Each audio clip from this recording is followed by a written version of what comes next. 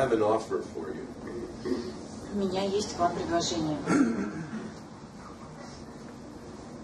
I will take your sins away. Я заберу ваши грехи.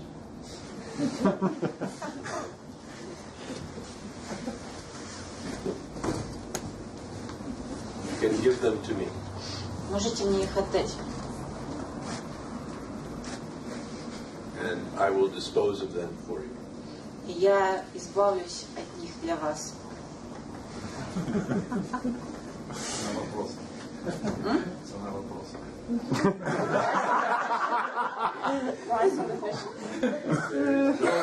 No price. Нет цены. It is a completely free service. Совершенно безвозмездная услуга. Христос пытался уже. Jesus has already tried that.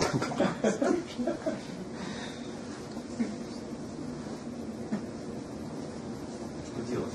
Нет, Нам что делать сейчас?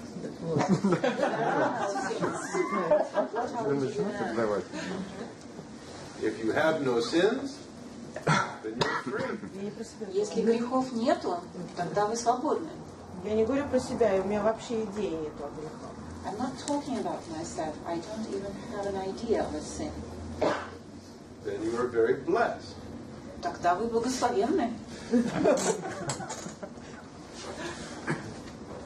Most people feel guilty about something. Большинство людей испытывает чувство вины по поводу чего-то. Some hurt that they have caused someone Некоторые люди переживают, что кого-то обидели, причинили боль, that they feel responsible for. чувствуют ответственность за свои поступки. This is what I mean by a sin. Вот что я называю грехом. I'm not talking about having sex before you're married or stupid things like this.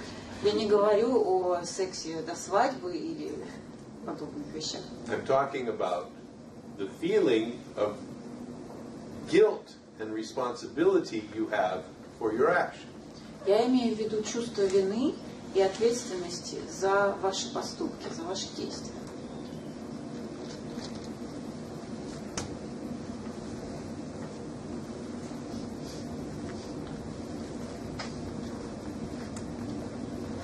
Так а что нам делать? What do we have to do? Да. Забирайте. Give them. Отдавайте. Surrender them. Сдавайте их. I will take them. Тайно или письменно? Verbally or in the written form. However you Как угодно. Мысленно. silently. В тишине. В тишине. No confession is necessary. Не обязательно никаких исповедей делать.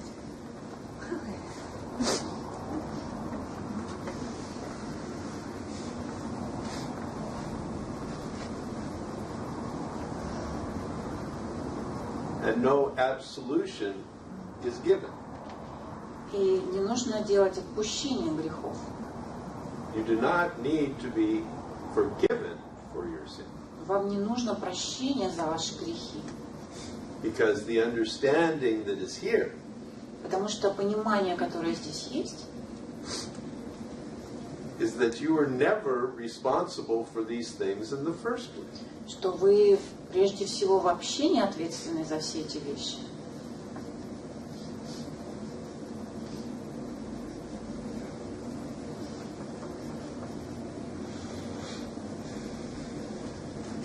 Как это объяснить тем, кого обидел? How can you explain that to a person I hurt, for example? There's no need to explain that to the person that you hurt. Нет необходимости объяснять это человеку, которого вы обидели. For the person that you hurt, all you can do is try to make amends. Все, что можно сделать для человека, которого вы обидели, это попытаться как-то восполнить это, компенсировать. No explanation, Никаких объяснений, no rationale, никаких рационализаций, only никаких обоснований. to fix what you have broken. Нужно только починить то, что вы сломали, If you can. если можете. And this is the central understanding. И это главное понимание, If you can. если вы можете. And you may be able to, or you may not be able to. Возможно, вы можете, а может быть и нет. But if you can, Если можете, clean up your mess. уберите за собой. If not, If not, then you have a mess. тогда за вами остается беспорядок, за вами остается то, что вы натворили. Sometimes we have to live with the mess. Иногда приходится жить и в таком состоянии. But the guilt Но чувство вины you can give to me. можете отдать мне. The feeling of personal responsibility, Это чувство личной ответственности. I'll take it. Я могу его забрать.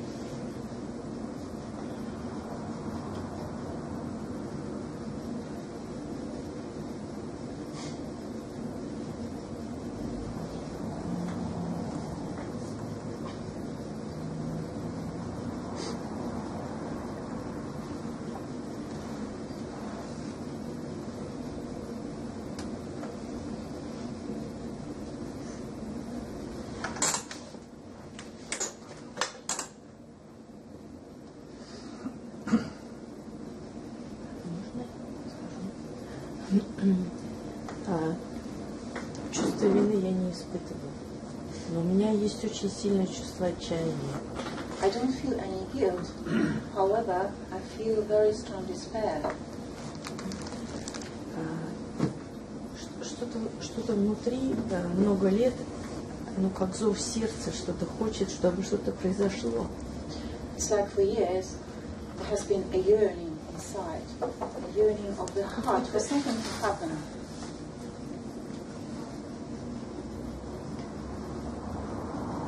Какое-то сильное ожидание чего-то, но оно A strong expectation of something. при всем благополучии. Все очень хорошо, все реализовано, все дети есть, внуки есть, там работа есть, любимое дело есть. The family is okay, the children and the grandchildren are okay, having a good job. Но есть какое-то очень глубокое ощущение, что что-то самое главное не происходит. But there is this feeling deep inside that something important isn't happening, or hasn't happened yet. И отсюда возникает отчаяние. Hence the despair. Оно не такое, что там вены резать или еще что-то, но оно всегда присутствует. Оно как It's not подводное suicidal, течение, оно but все время it's присутствует. always there. It's like an undercurrent.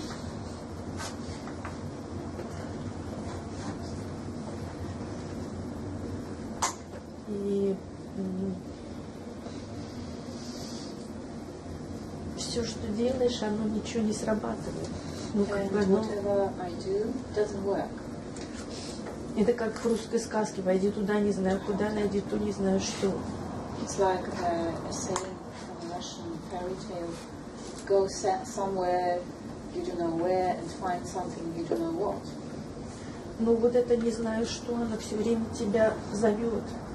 But there's something unknown keeps calling.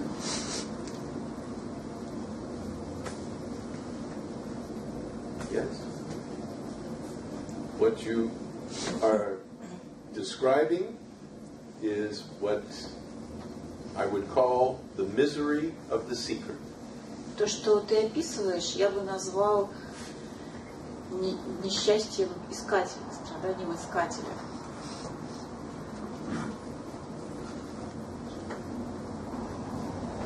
Ну, а как по-другому? То есть ты живешь как можешь. Ты не знаешь, как по-другому. One cannot live in a different way. Ты все уже испробовал. Everything has been tried already. Yes, change can and does happen. Ну, да, перемены происходят и продолжают происходить. When the change happens, когда перемена происходит, I don't know. когда она произойдет, я не знаю. It could be in the next moment, Может, в следующее мгновение, or it could be 25 years. а может быть, через 25 лет. I don't know. None Я of не us знаю, know. и никто не знает. But yes, change happens. Но перемены происходят. Откуда берется это страдание? So where does this misery come То есть from? вроде You know what it is. You know what it feels like. Ты же знаешь, как это ощущается. I would describe it as the feeling of independence. Я бы описала это как чувство независимости. The loneliness of independence. Одиночество, связанное с этим And the независимостью. yearning for connection. И стремление к соединенности. To be made whole again. Стремление снова стать целым. Because for the seeker, you have woken to the sense that there is a wholeness. Потому что, как искатель, ты уже осознаешь, что есть целое, что оно существует. And to have that is the most passionate desire. И это желание соединения, самое страстное. And the most painful. И самое болезненное.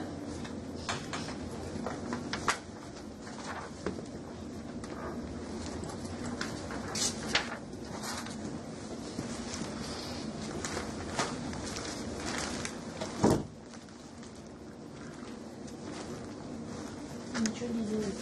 Ничего не делает. There's nothing to be done. То есть просто принимать. Just accept it. No. There's much to be done. Много можно сделать. There is always the next thing to do. Всегда есть следующий шаг, следующее действие, которое нужно сделать. Always. Всегда.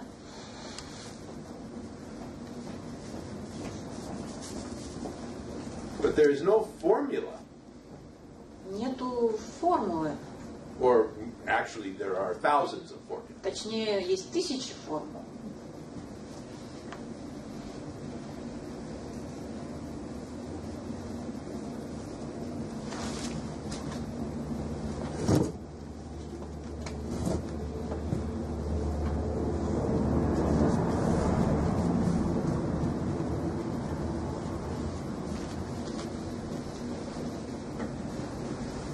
Ну, вы вчера говорили о том, что если пропасть прыгаешь, что уже пропасть, нету потом. Yesterday, I think you said that when you jump into an abyss, the abyss is no more. But you don't jump, actually. На самом деле, Прыжка нет. да, прыжка нет. The image I have is that you are so busy looking to the heavens У меня скорее такая картинка, что вы так заняты, и ваш взор так направлен к небесам, that you walk off the cliff. что вы просто случайно падаете с края скалы. Да, что No one ever jumps. никто никогда не прыгает.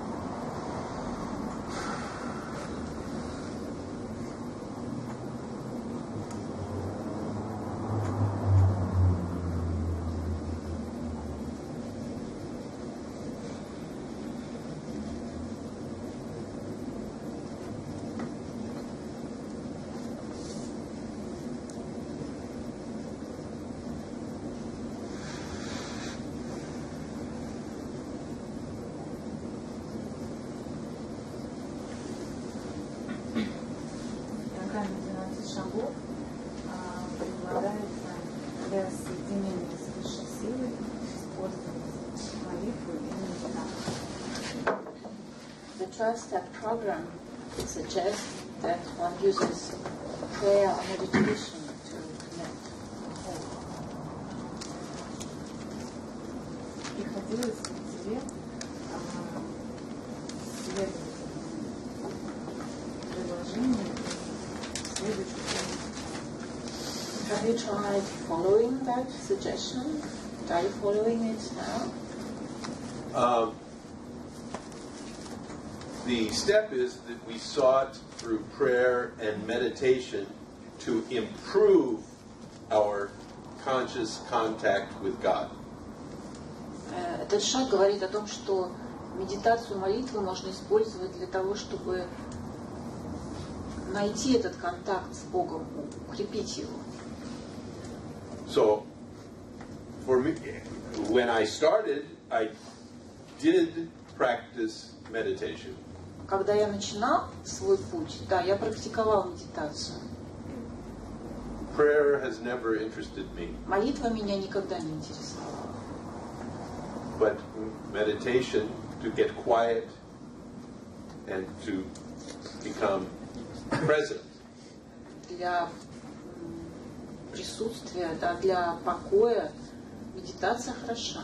This was something that I tried many different methods. И я использовала много разных методов медитации. Sitting meditation, tai chi, Тайчи, медитация сидения, breathing, дыхательные, many different kinds of meditation. самые разные методики. And through that experience, I did learn many things. И я очень многое узнал, многому научился через эти переживания, That we could call improving my conscious contact with God. которые, можно сказать, укрепили мой сознательный контакт с Богом. But in step 12, after having had a spiritual awakening, Но шаг 12, да, там говорится, после духовного пробуждения, then there is no conscious contact that needs to be improved. нет необходимости улучшать, укреплять сознательный контакт с Богом. But until then, До того момента then this prayer and meditation can be very useful. медитация, молитва, да, эти методы могут быть очень полезны. And it is whatever kind of practice you find useful. Это может быть любая практика, которая вам нравится, которая полезна. And this living teaching of Advaita is wide open. Живое учение Адвайты в этом смысле очень открыто. any kind of practice is understood to be part of what is. Любая практика понимается как часть сущего, So часть того, что есть. nothing is excluded here. Ничто здесь не исключается. You can do whatever you like. Можете делать все, что угодно.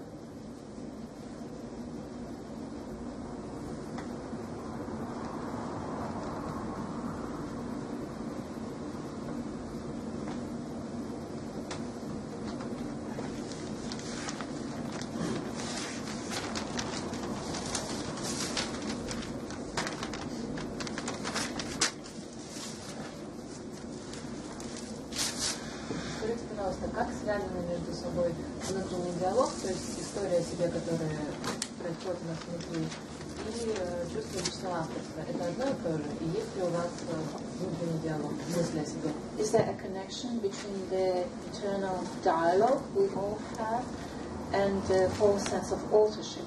And do you have an internal dialogue? I do have a kind of internal dialogue. I don't know what you are referring to when you talk about internal dialogue. У меня есть своего рода внутренний диалог. Не знаю, тоже ли это самое, о чем говоришь ты. Я не знаю в точности, да, о чем ты говоришь. Внутренний диалог, ну просто мысли о себе. Я пошел туда, там, мне I предстоит mean, сделать то. all kinds of thoughts about myself. Going there, doing this and that. But Это не совсем то же самое, что чувство. is it? It is not the same thing as the sense of authorship. It is not. Нет, это не то же самое. Memories of the past and fantasies about the future are simply that. Воспоминания о прошлом и фантазии о будущем – это просто то, чем они являются. Воспоминаниями и фантазиями. And they seem to be a characteristic of being human. Похоже, они просто свойственны человеческому, человеку как таковому. It is when the false sense of authorship becomes involved in these memories of the past and fantasies about the future.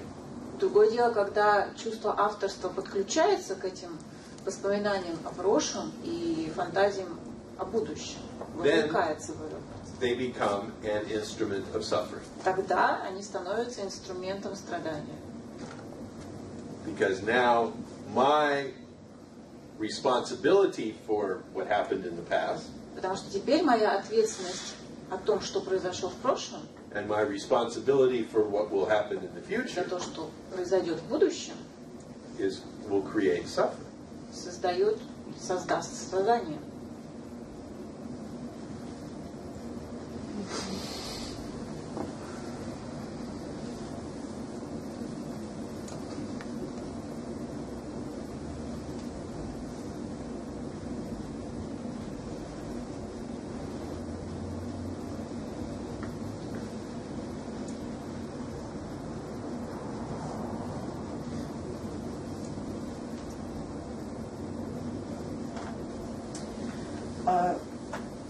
Сейчас попробую сформулировать.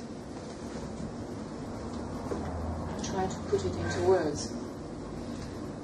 И сейчас я нахожусь в таком состоянии, что в какой-то нулевой точке, то есть будущего нет вообще. I'm in such a state, Я не which can be вижу, described as 0 point. не I don't планирую. see any future, or I'm not planning any future. Didn't you tell me the other day you were going to have to go to your child's Разве не ты мне вчера говорила, counselor? что нужно будет пойти к классному руководителю ребенка? И это все очень рядом. То есть, если раньше я предполагала, я проживу плюс 70 лет, дай бог. But that's the future. Но это же будущее, это все равно будущее. Да. No, I mean, before I used to think like, I think I'm going to live for 70 years. Как это принять? How can I accept that? То есть ощущение глубокой старости. The being old. Being an old woman. But you're not an old woman yet. Ну ты же не старая еще. It might not happen. Может, вообще этого не произойдет? You may die before you're an old woman. Ты можешь умереть еще до наступления старости. Ну это да.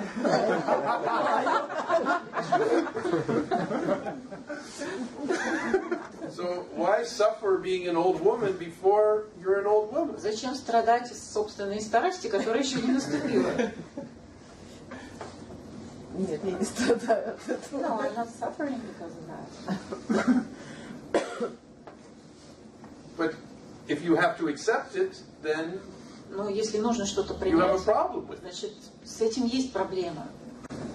I'm saying, why have the problem Я говорю, а зачем вообще иметь эту проблему, when it's not here? если ее в принципе нет? And it may never come. И может быть никогда и не будет. So the teaching directs you back to what is happening.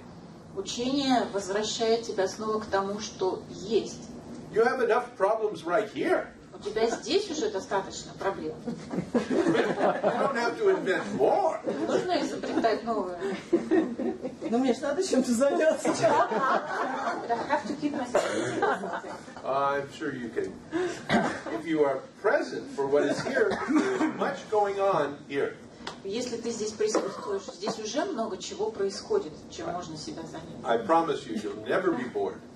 Обещаю, скучно не будет.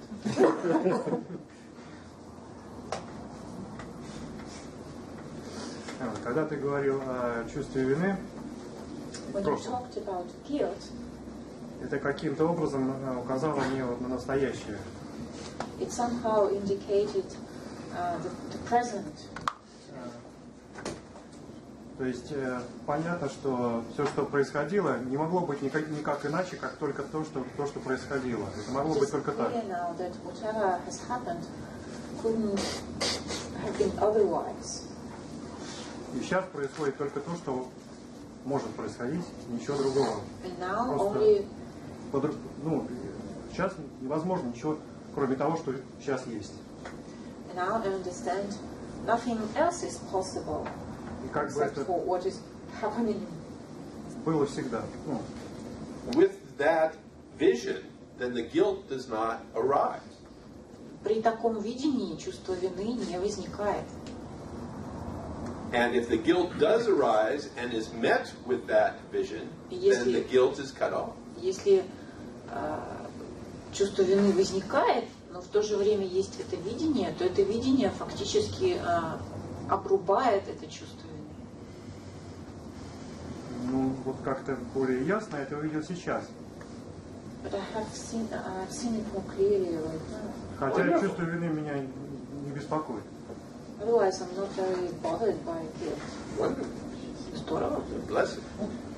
Благословение. Отсутствие чувства вины – это отсутствие совести. Is the absence of guilt the same as lack of conscience? No. Нет.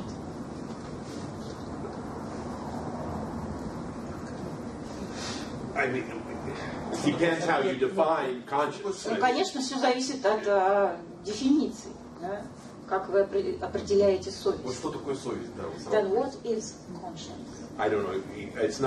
It's not a word I use very at all in my Я не teaching. So очень часто использую это слово, поэтому не Я тоже. знаю.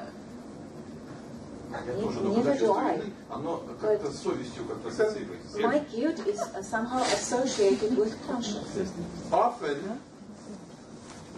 in English, we use the term is guilty conscience.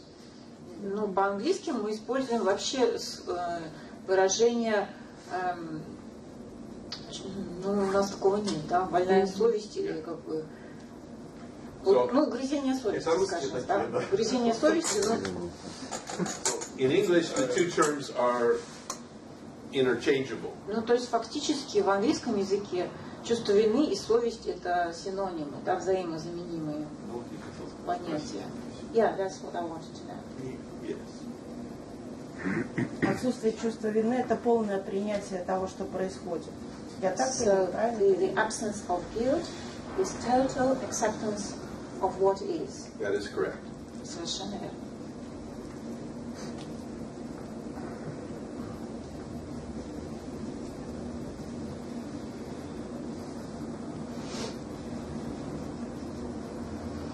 I would actually turn it around myself.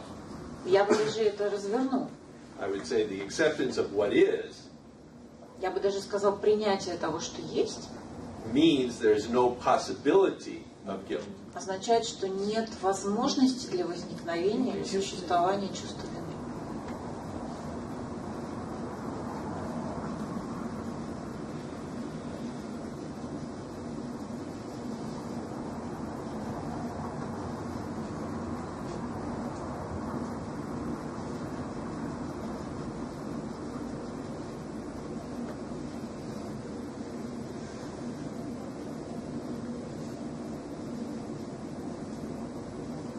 В этом и легкость. Hence the ease. The freedom, the ease. Свобода, да, легкость.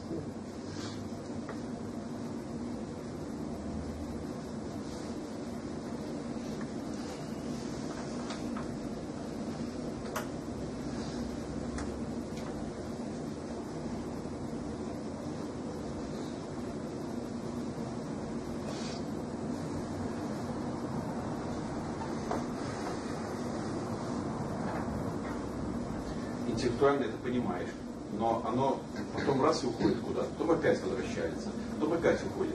Вот как, может, я понимаю, что у каждого свое, как фиксируется это With все. my mind, intellectually, but then it goes. So it comes and goes, comes and goes. How can I Как зафиксировать себя? Понятно, что практика может какая-то вот. maybe кому-то, some ну, method как of крыса. practice? Не Or знаю. There are thousands of practices. есть тысячи практик. Я не про практику спрашиваю, я No, спрашиваю I'm вообще, not как really- зафиксировать вообще. I'm not really asking about a method, but in general, how can I fix it? How can I... That's a method. When you ask how, Если вы спрашиваете как, вы you're asking спрашиваете, for a method. вы просите метод. Практику. Ну хорошо. Окей. And there are thousands. Существует тысячи практик. This teaching does not offer any singular one. Это учение не предлагает какую-то одну практику.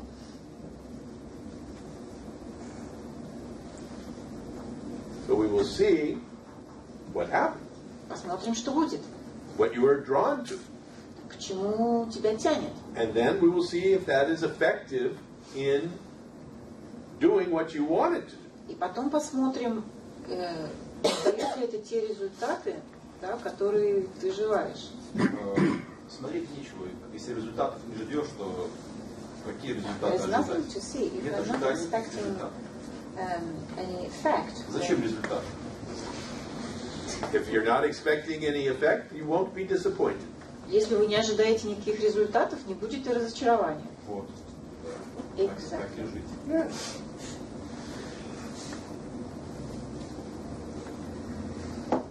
So then you are open, and we will see what happens. Тогда ты открыт, а мы посмотрим, что будет. Then there's simple curiosity. Тогда остается только любопытство. I wonder what will happen. Что же будет? Интересно. Да. И надеяться, что память тебя не оставит. Вы же постоянно And to hope that the memory won't leave you, and you will be able to still remember.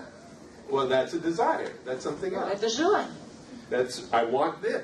Это желание, да, я хочу вот это. Да, да. Но надо, чтобы помнить. Вот интеллектуально я понимаю, как But правильно. one А has вы to должны remember. помнить постоянно. Память. To remember Нужна all the память. time. One needs memory. One has memory. Ну, у человека есть память. Вот я и говорю, что значит была. Yeah, what? What you remember is not in your control. Память есть, но помните вы или не помните, вами не контролируется. Не вашего контроля. Так я бы и хочу. Да. Точно, да. Как будет.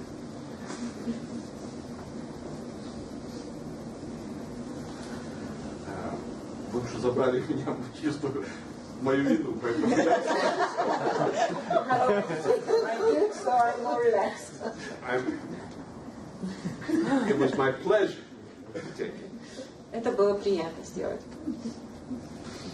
Как-то на встречах у Рамеша я услышал такой вопрос, как Рамеш мог бы одним предложением охарактеризовать свое учение.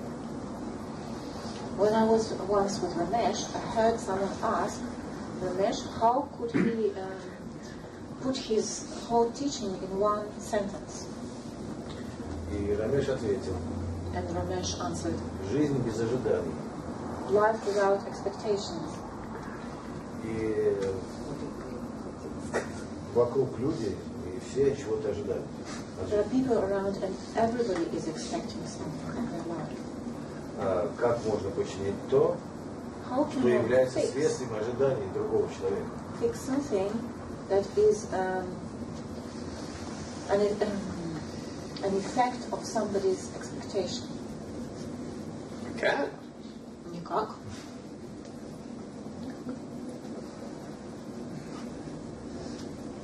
Now, there is a difference between desire and expectation. Но есть разница между желанием и ожиданием. So he was not saying life without desire. Он не имел в виду жизнь без желаний. Expectation is how things should be, Ожидание – это как все должно быть. which is very different from how I would like them to be. Это совсем не то же самое, чем, по сравнению с тем, как я бы хотел, чтобы все было. И в этом контексте обиды или какие-то вещи у людей не случаются по причине ожидания. So in this context, all the hurts, all the pains happen because of expectations. No, hurt and pain come from desire. Нет, обиды и боль приходят из-за желаний, As does satisfaction and pleasure. так же как удовольствие и удовлетворенность. Suffering comes from expectation. А страдание приходит из ожиданий. Не обида, можно спросить? Can I make it more clear? No. Is it, what you said is that when person is offended. When What talk you- about yourself. Yeah. For example, I'm offended. Yes. Is it? What is it?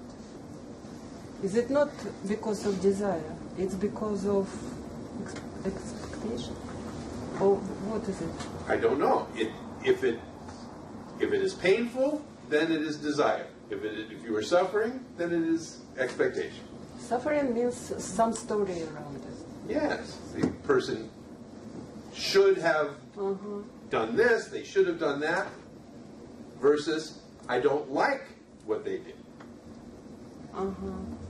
It's a subtle difference, but a huge difference. Можно перевести, чтобы сказать? Скажи по-русски, что ты спросила? Я спросила, а вот когда, допустим, я обижаюсь на кого-то, то это, как это расценивать? Что это такое, вот то, что Вейн объяснял в этом ключе? Это от желания или это от ожидания? Или от ожидания? А ответ можешь? Может, я ответила. Нет, всем. So the pain comes from desire, suffering comes from expectation. Yes. Боль связана с желанием, а страдание связано с ожиданием. Pain and pleasure come from desire. Боль и удовольствие связаны с желанием. Исходят из желания. Suffering comes from expectation. Страдание происходит из ожидания. Боль и удовольствие, они, если там нет страдания, то есть ожидания, они тогда не длятся долго, потому что нет истории, верно? Или они могут тоже длиться долго? When there is no suffering, do not last long, because there is no story around. That's right. Yes. Да?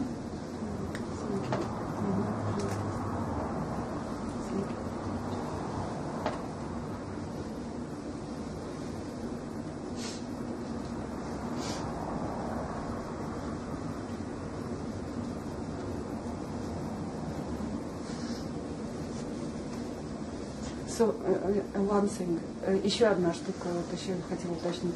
Ты сказал, что вот я там не совсем поняла. I didn't quite understand one thing. Мне не нравится, если мне не нравится, как кто-то что-то сделал, If I don't то like это, what somebody has done, если нет страдания, то это нормально, это просто как бы мое какое-то от желаний, да? then it has come from a desire. Yes, we can say that. So there is Можно так сказать.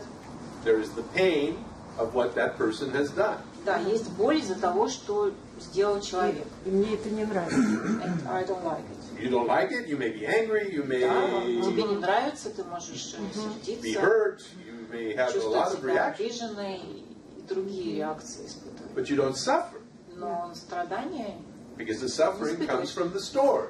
потому что вокруг страдания есть история. That person could have done it differently. Допустим, этот человек мог бы поступить по-другому. They should have done it this way. Он должен был сделать вот так, а не это. То есть если я после того, как человек как-то так поступил не очень хорошо, скажем, как мне кажется, да, со мной, если я ему об этом говорю, что мне не нравится, как ты себя ведешь, и мне бы не хотелось, то это что тогда? And I tell them in the face that I don't like what they have done. Then what is it? Is it? It's not suffering. It's You tell me. but Ты мне скажи. But it means. Is it mean that he shouldn't, or it's just my desire? It's your desire. It is your desire. Означает ли, что он на самом деле не должен был так поступать, или это мое желание? Это твое желание. If you are clear, this is my desire. Если у тебя есть ясность, это мое желание. I want you to do it this way. Я хочу, чтобы ты поступал вот так. That's my desire. Это мое желание. Sometimes my desires are fulfilled and I'm happy. Иногда мои желания исполняются, и я счастлив. Sometimes my desires are not fulfilled and I'm Иногда sad они or не angry. исполняются, и тогда я грущу или сержусь. That's life. Это жизнь. But it is without the sense that the other person should do what I want. Но это не обязательно связано с вот этим нагромождением, что человек должен был сделать вот так, Because как it я is считаю. right. Потому что так правильно. I am right. Я прав. But I feel pain. It's different thing. I want you behave different because I feel pain. If you can. Я хочу, It's чтобы ты вел different. себя по-другому, потому что мне Different. больно. Это совсем другое. And yes, okay. And then you tell the story. Да? If you loved me, then you wouldn't want me to feel pain and you would change your behavior. Потом можете сказать, если ты меня любишь, ты бы так не поступил и бы изменил свое поведение. And then you suffer when the person doesn't change their behavior. И тогда ты страдаешь, потому что человек не меняет свое поведение. Because now it's not about you not getting what you want. Потому что сейчас речь идет не о том, что ты не получаешь то, что хочешь. It's about the story that what the other person should do. Сейчас речь идет о том, что другой человек должен был сделать. And you suffer. И ты страдаешь.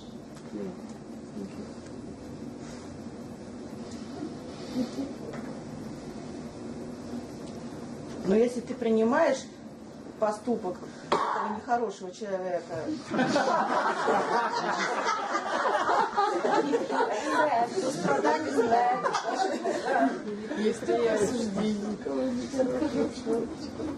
Тогда что? Acceptance does not mean approval. вот он плохо Но поступил. приятие не значит одобрение. Да, Acceptance does not mean you like it. да, Приятие не значит, что вам нравится. да, можно и сказать даже об этом. One can express that. Yes, of course. Конечно, разумеется. The acceptance of what is includes your reaction. Восприятие того, что есть, включает и твою реакцию. Да. Because your reaction in the moment is part of what is. Потому что твоя реакция в моменте является частью того, что есть. Whatever the reaction, Какой бы она ни была, эта реакция. no matter how unenlightened the reaction, Неважно, насколько она непросветленная, эта реакция. И неважно, нравится мне эта реакция или нет. And no matter whether I like it or not. of course. Конечно. А мудреца можно обидеть? Can a sage be hurt? Of course. Конечно, можно. А что, кто обижается? But who gets hurt Мудрецы, кто in a обижается? sage? The same person who goes to the bathroom in the morning. Тот же человек, который утром идет в ванную. Ну это тогда не мудрец? That is not a sage. The sage doesn't go to the bathroom? Ну что, мудрец не ходит утром в туалет или в ванную? Обида. Так получается, No, когда but вас, that's- когда двое, Offended. Two of you. Не hurt, а offended. Being offended. Yes, Yes, I understand. Hurt — это обида. Обида?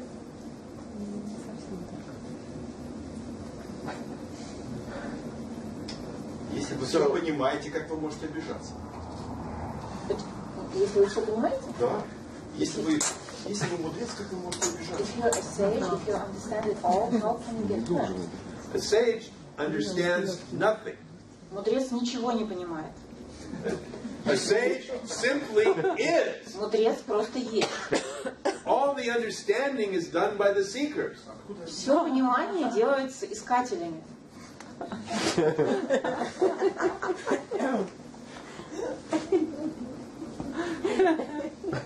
The sage does not have something more. Тогда кто такой мудрец? У мудреца нет чего-то большего. Then who is a sage? The sage has one very important thing less. У мудреца есть всего лишь на одну очень важную вещь меньше, чем And that is this false sense of independence. речь идет о ложном чувстве независимости. Simply isn't there. Его просто нет. But it is not replaced by any identifiable set of characteristics. Но оно не заменяется какой-то идентифицируемым набором качеств. Shall we take a break? Обида спонтанна. Обида спонтанна у мудреца. Тоже как. So the hurt in a sage is spontaneous. Yes. Да? The organism Организм, да. reacts. Организм реагирует.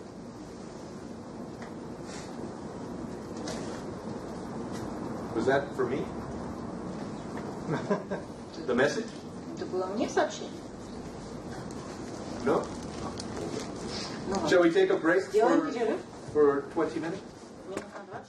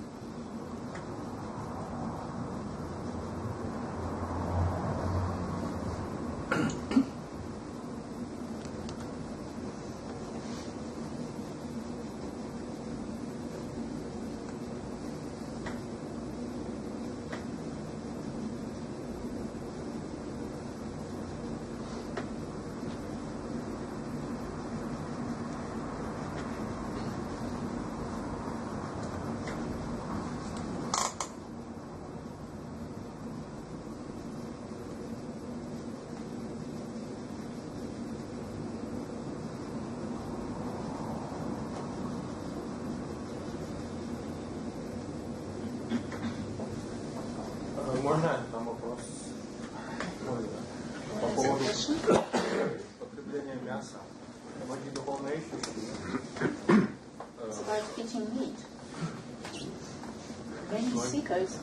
отказываются от причинения боли другим живым существам. Refuse to hurt other living creatures. Но вы вроде бы говорите, что неважно, ешь ты мясо или нет. But it looks like it doesn't matter for you whether one eats meat or not. То есть если нравится, можно есть, если So if one likes to eat meat, that's okay. It's okay with me, it's probably not okay with those other people. Для меня это нормально, может быть, для других людей нет. Многие религии отказываются от... Many religions reject meat. Some, yeah. Некоторые. Но не существует никаких правил. There are no rules. There are many rules. Существует множество правил. There are endless rules. Бесконечное количество правил. But nobody can agree on the rules. Но никто не может согласиться с ними. So in this group has this set of rules. That group has that set of rules. У одного сообщества один набор правил, у другого другой набор правил. So these are all social considerations. Это все социальные обусловленности, социальные идеи. Значит, главное, никаких правил не придерживаться вообще. So it's better not to follow any rules. No. It's not a question of, from the perspective of this teaching, С точки зрения этого учения, we're operating at a much more fundamental level. это не важно, потому что мы заняты гораздо более глубоким уровнем. We're looking at what makes you do what you do. Мы смотрим на то, что заставляет тебя делать то, что ты делаешь. Whatever it is, Неважно, что. doesn't matter. Неважно. And we can take something like eating meat, or we can take some other thing, В качестве примера можно взять употребление мяса или что-то еще and say, how is it that I do this? и задаться вопросом, как так получается, что я это делаю? What circumstances have brought about this action in me? В силу каких обстоятельств во мне возникают эти действия?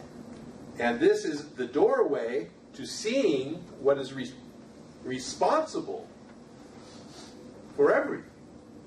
И это как дверь в то, чтобы посмотреть, что ответственно за происходящее. То есть некая сила приказала мне не есть, скажем так, какой-то предмет. Some power has ordered me not to eat meat, for example. We can say this. Можно и так сказать. That's a fairly simple view. Это очень упрощенный взгляд. But if you actually look into your own experience, Но если заглянуть в твои личные переживания, you may be able to dig deep into what is responsible for your action. Возможно, ты сможешь откопать в глубине, да, что ответственно за эти действия. And to see it. Тебе. It is the seeing that is important. И увидеть, потому что важно увидеть. And to see, the looking has to happen. Для того, чтобы увидеть, нужно сначала посмотреть. So this teaching is here pointing you to look. Учение указывает тебе «посмотри». So we don't get distracted with the ethics of is it right to eat meat or is it wrong to eat? Мы не отвлекаемся на этические вопросы, правильно или неправильно есть мясо. We go underneath the question Мы идем глубже.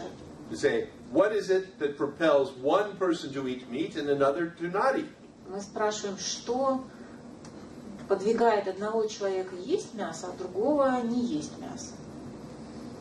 Некие социальные обусловленности. Что есть? Социальная обусловленность. There are social conditionings. Yes, very much so. Да, безусловно, их много. Where you were born. Например, где ты родился? If you were born in southern India Если родился в Южной Индии, and no one within 100 miles is eating meat, и никто в радиусе 100 миль не ест мясо, then very likely you will not eat meat. тогда с большой вероятностью ты тоже не будешь есть мясо. But not necessarily. Но не обязательно.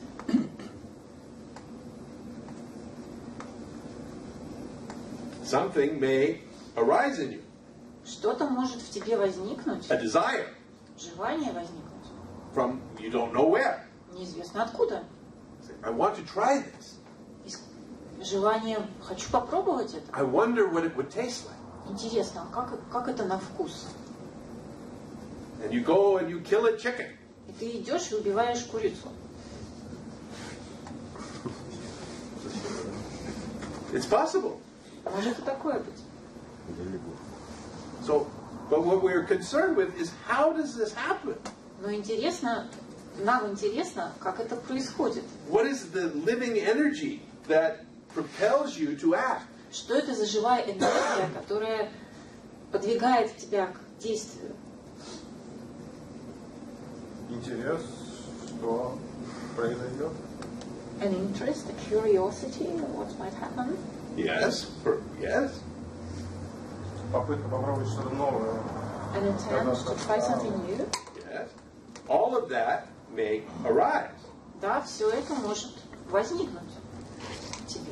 But where does it arise from? Но откуда? Откуда оно возникает? Some people are not curious. Некоторым людям вообще не интересно. It never comes to their mind. Даже в голову не приходит. I wonder what a chicken would taste like. Мысль даже не приходит. Интересно, курица на вкус какая? How is it that this one person Как так has получилось, this idea? что у одного человека есть такая идея? And that is what makes life so interesting.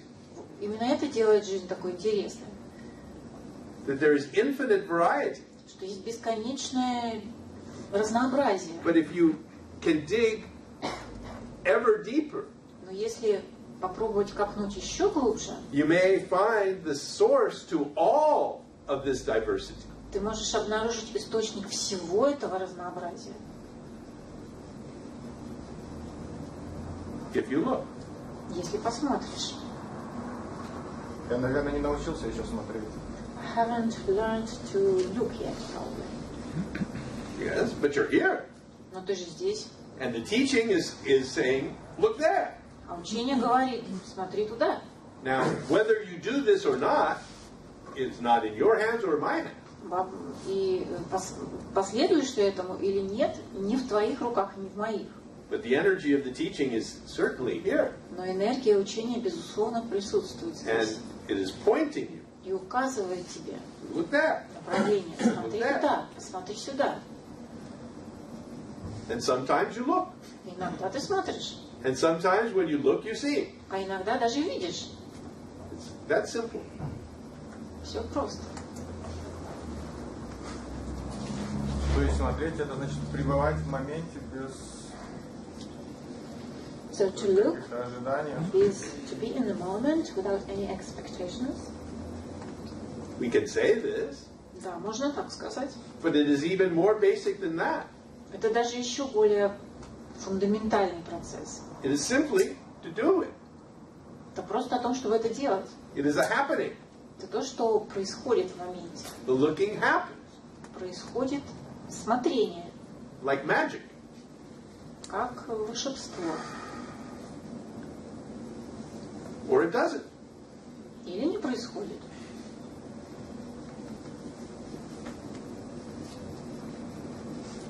And the teaching, and I have no expectation for you.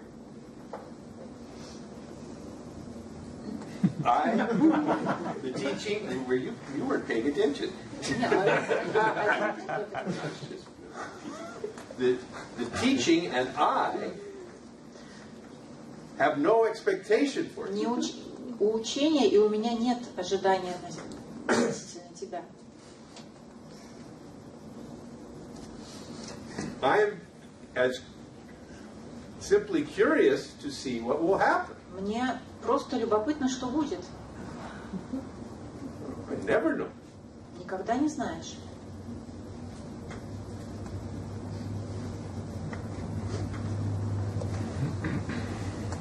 Every group is different.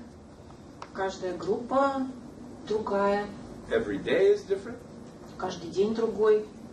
Even each hour Даже каждый час has a completely different feeling. совершенно другой, наполнен другим ощущением. And we never know, I never know what will happen. Никогда не знаешь, я никогда не знаю, что будет.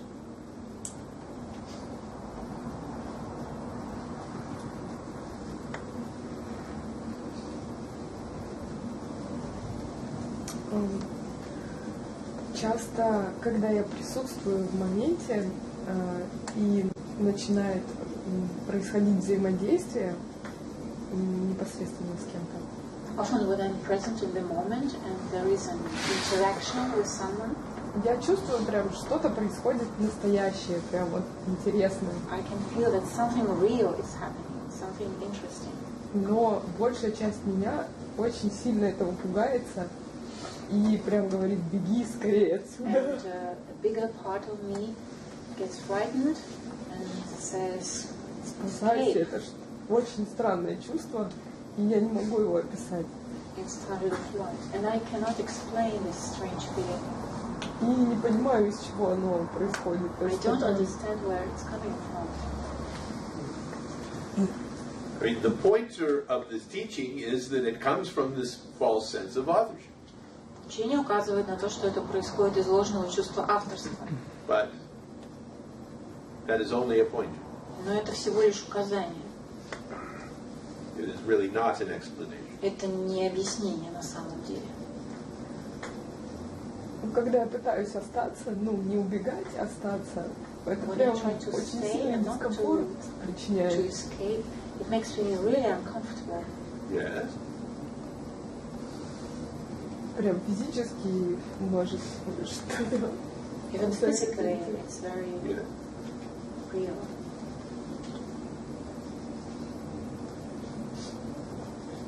I believe you. Я тебе верю.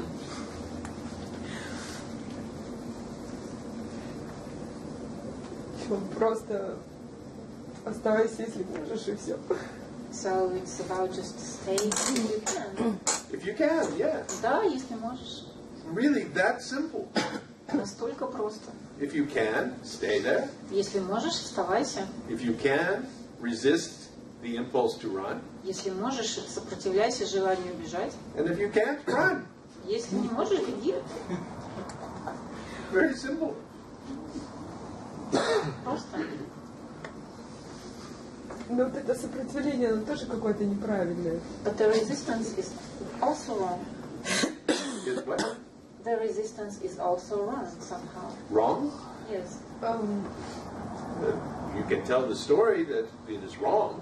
Так, можно рассказать историю о неправильном сопротивлении. The acceptance is that it is happening.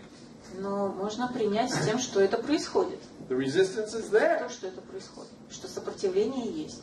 If you were in control, there would be no resistance. Если бы ты контролировал происходящее, не было бы сопротивления. But obviously, the resistance is there. Но сопротивление, очевидно, есть. Whether you want it there or not. Хочешь ты того или нет.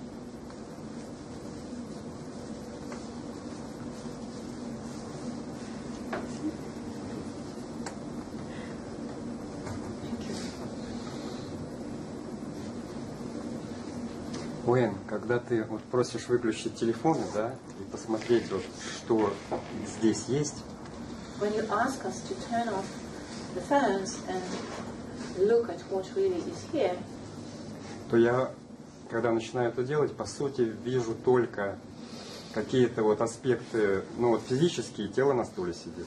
and when I start doing it, I am mostly focused, mostly see the physical aspects of Какие-то, да, вот for example, my body is энергетические, sitting on the chair. мыслительные, ментальные какие-то феномены идут. There are some energy phenomena and mental phenomena. То есть вот поиск, то, что есть, он только ограничен, ну вот, каким-то вот этим сектором. So the search for what is limited by this number of things. Нет, а сам вопрос, что вот эта первая отождествленность, да, первая вовлеченность. The question itself is the primary involvement, the Иногда, primary identity. иногда Уэн ее называет функциональная вовлеченность. Call it functional involvement. Вот если все, допустим, видно как объекты, то возможно ли увидеть вот эту вовлеченность как объект? Can one see it as, Первую.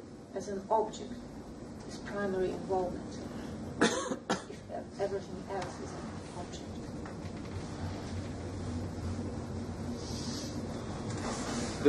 Yes, the primary involvement is a manifestation, is something observable. Да, первичная вовлеченность – это проявление, это что-то, поддающееся наблюдению. Это можно сказать как «я мысль»? Как я мысль? Я мысль.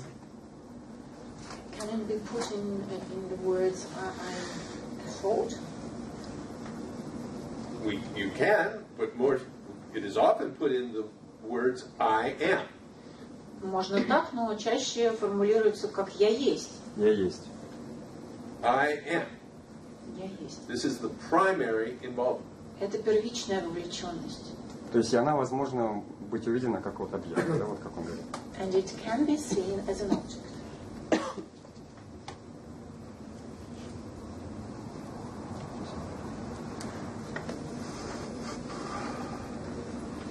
Я вот прочитал вашу книгу «Путь бессилия». Вот. Мне очень понравилось, как там все гармонично описано, и Адвайта, и сообщество AA, ну, AA, неважно. Вот. И мне хотелось... And I liked what I read. Мне хотелось бы знать, стоит ли на что-то обратить внимание, что дополнить сообществу AA этим принципом. Yes. Что-то из живого учения или Адвайта. Какие сообщества? NA, AA. NA and AA. Ага. Нужно ли на что-то обратить внимание, что добавить к этим принципам еще из Адвайта или живого учения? Are there more principles that can be added to the ones described in these books, or Или the достаточно? vital principles, or everything is there, everything is enough? It's never enough, and it's always too much. Никогда недостаточно или всегда всего слишком много? Да и нет, мне в принципе достаточно, может быть, что-то нужно еще. No, it's enough, but maybe something more is enough. Maybe. Может быть. We will see. Посмотрим. But then there is that book. Но есть книга, There are the 12 steps. есть 12 шагов, There is Advaita. есть Адвайта. Maybe you need something more. Может быть, тебе нужно что-то большее, что-то I еще. don't know. Я не знаю. Ну вот я пришел просто, и вот такое впечатление, что я сходил вот на сообщество сейчас, и в принципе Вот и все. Мне это, в принципе, достаточно, наверное. На сообщество? Ну да. But I came here and I have this impression that I've been to one of the community meetings and it's enough. If that is enough for you, then it's Если enough. тебе этого достаточно, значит тебе достаточно. I have no agenda for you. У меня нет для тебя особой повестки. I can only offer you the Программы. teaching, Могу только предложить тебе учение, and if it finds a home inside of you, и если оно приживется внутри тебя, then it will take root and grow. тогда оно пустит корни и вырастет. Вот я и хотел, есть какие-то принципиальные отличия? Узнать. That's what I wanted to know. Are there any crucial differences Between между вот этим вот путем бессилия и там, ну, что нового еще? Между 12 шагами. Да, между, ну, там, то есть там, допустим, принципы высшей силы, здесь, допустим, бессилие. As far as I'm concerned, there are no crucial differences. Что касается меня, для меня принципиальных различий нет. They point to the very same thing. Они указывают на одни и те же вещи. Powerlessness. На бессилие. Да. The first step. Первый шаг. We are powerless. Мы бессильны. First, over some substance or behavior. Прежде всего относительно материи, поведения. And finally, over everything. И в конечном итоге относительно всего. Our lives are unmanageable by us. Наши жизни нами неуправляемы. Я и хотел узнать, спасибо. Thank you, that's what I wanted to know. Very well. Пожалуйста.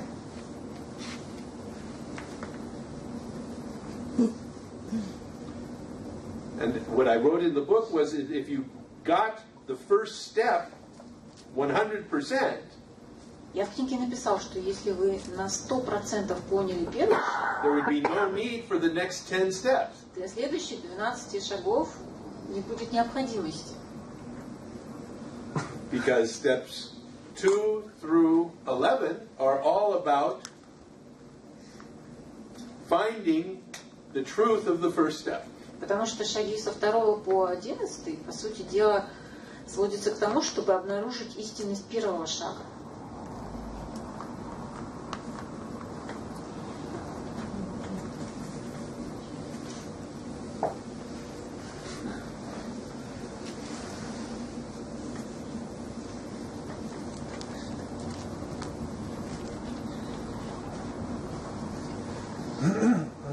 У меня не возникало вопроса, зачем я здесь. Просто было очевидно, что довольно глупо не приходить. Но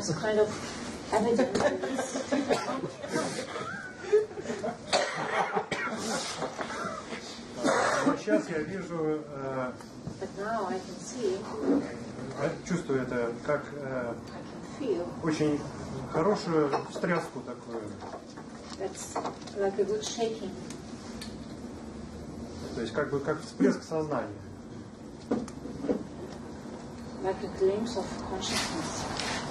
И вот в этом качестве на самом деле очень много происходит всяких разных важных для меня вещей.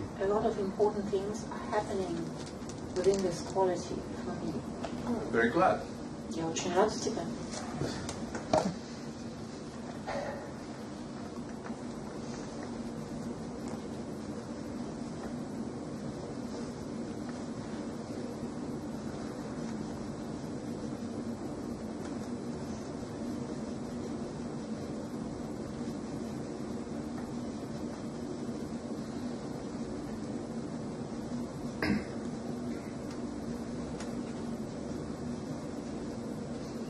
На сатсанге мы задаем вопросы, хотим получить ответы. We ask questions and want to get our answers in the satsang. Правильно ли я понимаю, что для более важен очередной вопрос, чем очередной ответ для продвижения? Correct me if I'm wrong, but I think that the right важнее очередной вопрос. the next question is more important than the next answer you receive. Is correct? I would say so, yes. Да, я бы сказал, что так.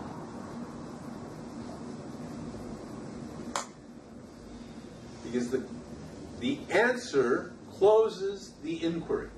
Потому что ответ заканчивает поиск. The question keeps the inquiry open. А вопрос продолжает поиск, поддерживает поиск. So if you believe you know the answer, Но если ты думаешь, что знаешь ответ, then you're finished. поиск заканчивается. But in this teaching, knowing the answer В этом учении знание ответа is not the objective. не является целью. It is the obstacle. Это препятствие. Вчера вы это сказали, я это услышал. You already mentioned that yesterday, and for the first time I could hear it. I heard it. I'm glad. Я рад.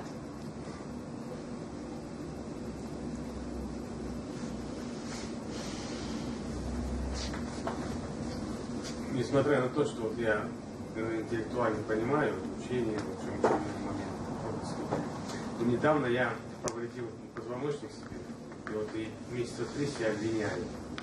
Просто вот он накатывает, так вот, не могу себя простить. That intellectually I understand the teaching, but it happened that 3 months ago I hurt my spine, and I'm still blaming myself. Хотя вроде все, вот, и там ясность всех состояний, вот накатывает, вот, I have glimpses and some clear states, как можно but было from вообще time вот to так time осознанно все I это keep делать. on blaming myself. How could I have done Хотя, it? ну, с этого в основном все начинают правильно делать, а тут.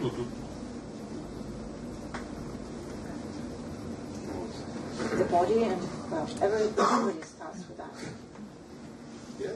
But that claim of authorship is still there. Ну да, это чувство авторства все еще есть. And until it is gone, it will attach to things. И пока оно не уйдет, оно будет привязываться к вещам. This is just part of life. Это часть жизни. Now you do have the teaching. У тебя есть учение. It is part of you. Оно часть тебя. And when it arises, it does cut off that feeling of guilt. И когда оно к тебе возвращается, оно прерывает это чувство вины, оно его обрубает. But how long it takes before it arises in you, Сколько уходит времени, пока оно снова вернется, да? you can never predict. Невозможно предсказать. Можно второй вопрос? У вас был опыт осознания тела выхода, вот клиническая смерть? Have you had an experience of a so-called clinical death?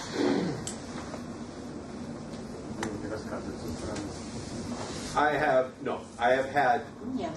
near-death experiences, У меня было переживание близкое к смерти. but I have never been to me, clinically dead either means near death or dead. Для меня клиническая смерть это либо уже предсмертное состояние, либо уже смерть. So Состояние it близкое к depends how you смерти. define clinical death. Все зависит от определения клинической смерти. I call it clinical death is death. Я There's no называю return. клиническую смерть смертью. Возврата нет. Не, бывают случаи, когда со стороны человек видит тело, там какие-то там тонкие, ну, психические, I mean conditions when a выходит из person тела, там, kind of leaves the body and they see themselves from the outside. I've had that without У меня такое было being near death. без смерти. I've had that experience. У меня были такие переживания, да. I've observed myself from the corner of the room. Я наблюдала себя from from the The corner. corner, the top corner of the room. Из угла комнаты. It was in a hotel room in Bombay. Это было в номере отеля в Бомбее.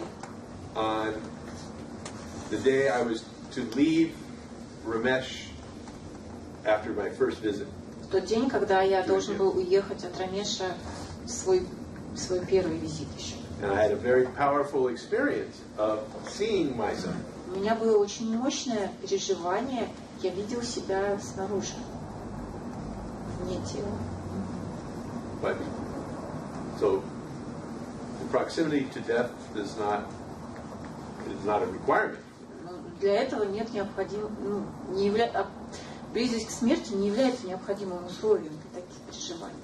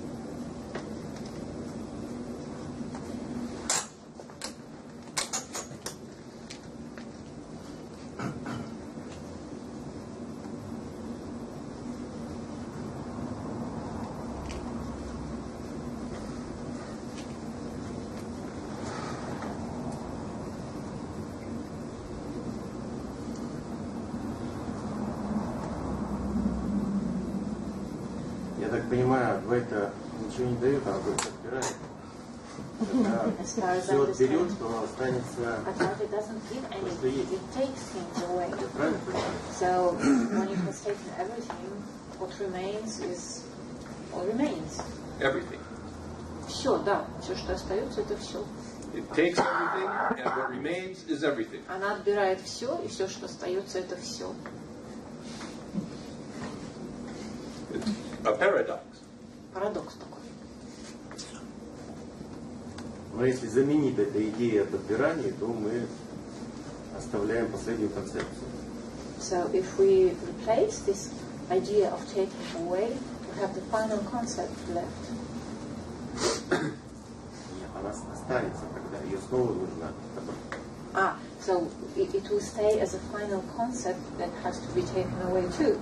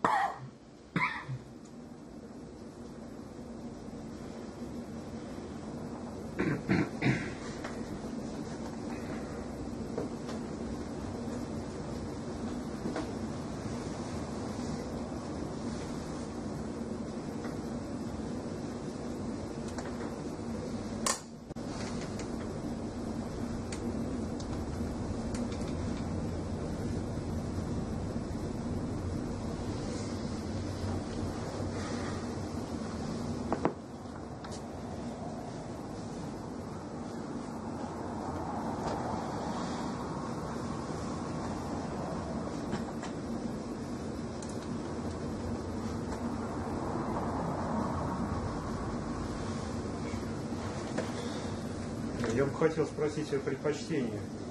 I would like to ask about preferences.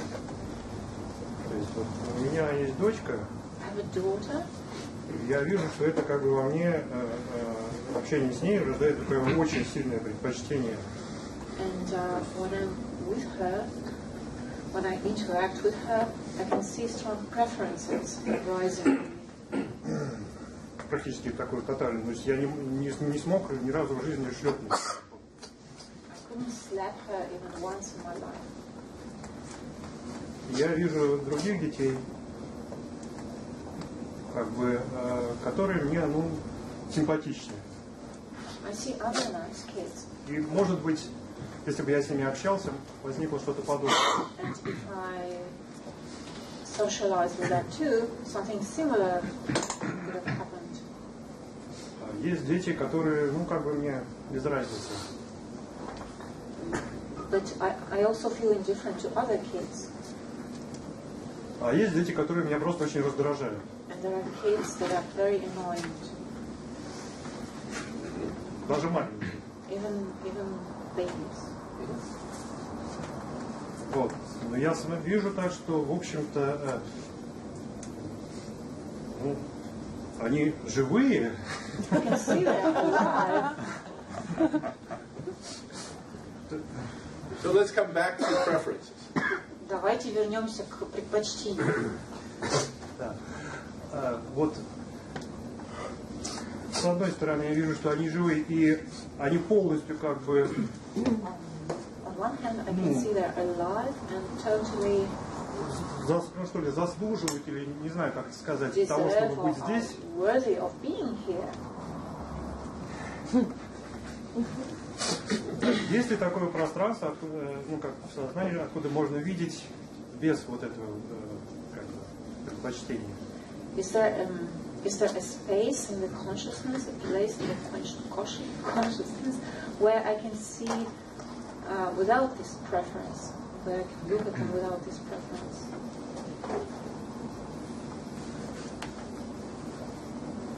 I don't know, maybe. I've never found it. Может быть. Я такого не находил. The fact is, this organism and that organism Факт тот, что этот организм и тот организм has built-in preferences. имеют встроенные предпочтения. You prefer pleasure to pain. Ты предпочитаешь боли удовольствия, Unless you're a masochist, если ты не мазохист. then you prefer pain to pleasure. Если мазохист, то тогда наоборот. But Но most people у большинства людей prefer pleasure to pain. удовольствие более предпочтительно, чем It is a condition of the organism. это условие организма.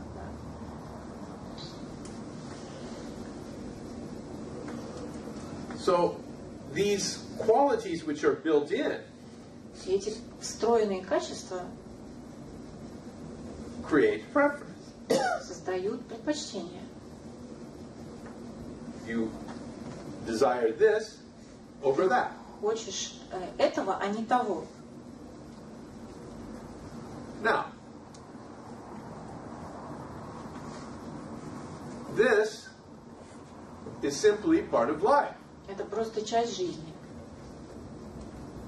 Simply part of life. Просто часть жизни. And what we're concerned with is what produces the suffering. Нам интересно, что вызывает страдания. And this is an area that's been very misunderstood in the spiritual world. И это та область, в которой в духовном мире очень много заблуждений, очень много непонимания. Because it has often been said, Потому что часто говорили, you must get rid of desire. нужно избавиться от желаний, You must get rid of preference. нужно избавиться от предпочтений. Everything is the same. Все едино, It is all consciousness. все является только сознанием, It is all source or God. все является только Богом, источником. It's all the same. Это все едино. And your preferring one thing over the other is what is responsible for your suffering. И якобы твои предпочтения, да, когда ты предпочитаешь что-то одно, а не другое, и является источником твоего страдания. And when I started this investigation, когда я начал это расследование, этот поиск, I was reading many books, and I я много книжек читал. came across this idea a lot. И мне часто встречалась эта концепция. That what I had to do was get rid of my desires. Что я должен избавляться от своих желаний. So I tried it. И я пытался. I gave it a good shot. Я прямо очень пытался. Усердно, искренне. And I tried, I cut out meat. I stopped eating meat. Я отказался от мяса. Because meat, was a thing that had contained the passions of the dying animal. Потому что в мясе якобы содержатся страдания убиваемого животного. And so I didn't want that inside of me. Я не хотел, чтобы у меня внутри это все было. Because what I observed was that when I had a desire for this, потому что я наблюдал, что когда у меня есть желание чего-то, the energy of that desire always swung back the other way. Энергия этого желания всегда перемещалась в противоположную сторону. Into that which I didn't desire. В то, чего мне не хотелось. So I thought, okay, if I can get like this, я подумал, если я могу замереть в таком положении, centered, центрированно, да, not moving, не двигаясь ни в какую сторону, then I'd be good. Тогда все будет у меня Everything would be хорошо. great. Все будет классно. So I stopped listening to rock and roll music. Я перестал слушать рок-н-ролл. Because rock and roll music would get me going. Потому что рок-н-ролл меня очень так встряхивал. A little excited. Такое возбуждение создавал. And then it would swing back. То есть происходило это движение с одной стороны в другую. And I cut out sex. Я отказался от секса. Which was possible because I was at the end of a bad marriage. Что было, в принципе, возможно, потому что у меня как раз заканчивался неудачный брак. But I couldn't cut out thinking about sex. Но я не мог отказаться от мысли о сексе. But I tried. Пытался.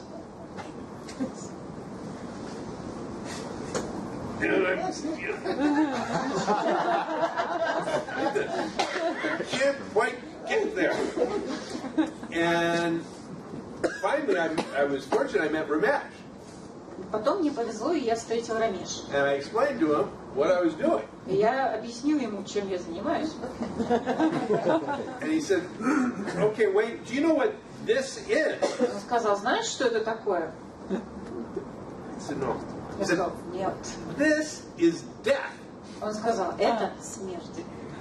You are trying to be dead Ты while you're alive." пытаешься быть мертвым, пока ты еще живой. And thus the challenge. И это очень трудно.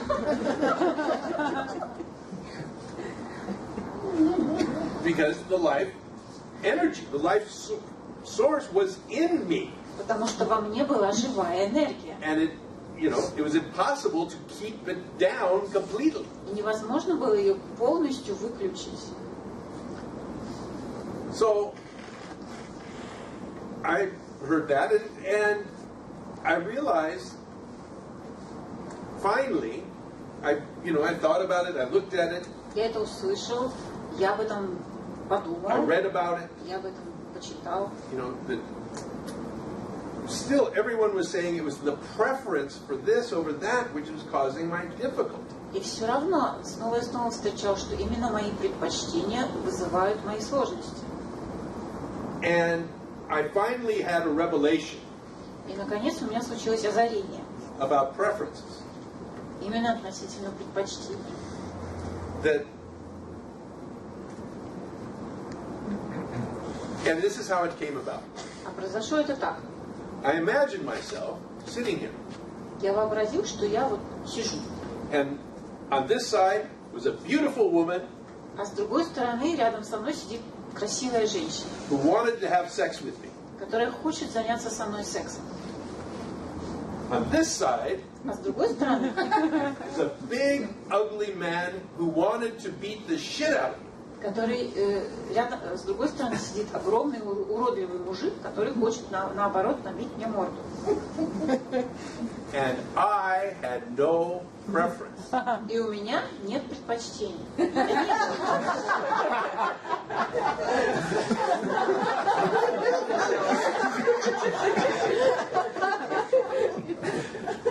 And I thought, first of all, Я подумал, прежде всего, this is never going to happen. такого никогда не будет. And second of all, I don't want it to happen. А во-вторых, я и не хочу, чтобы такое было.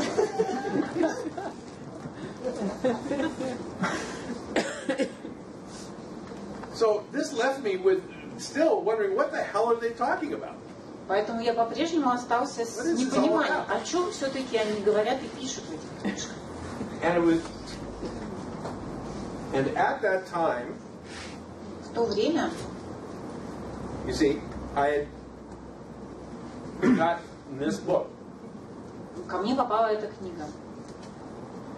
It was written by, it was a translation of the sutra of the third Chinese Zen patriarch. И это был перевод сутры третьего дзен-патриарха. And it begins, so this man, Richard Clark, И Ричард Кларк he lived in a Buddhist community in Massachusetts. жил в буддийском сообществе Массачусетса. And in 1973, В 1973 году he прошлого века learned Chinese and Он began to выучил translate китайский this work. и занялся переводом этой сутры, этой работы. So the first line of this Первая строчка is, гласит: the great way великий путь is not difficult не труден for those who have no preferences. для того, у кого нет предпочтений. Great way is not difficult for those who have no preferences. Великий путь не труден для тех, у кого нет предпочтений. And as I said, I tried that, И как я сказал раньше, я уже пытался идти этим путем. and it didn't seem right.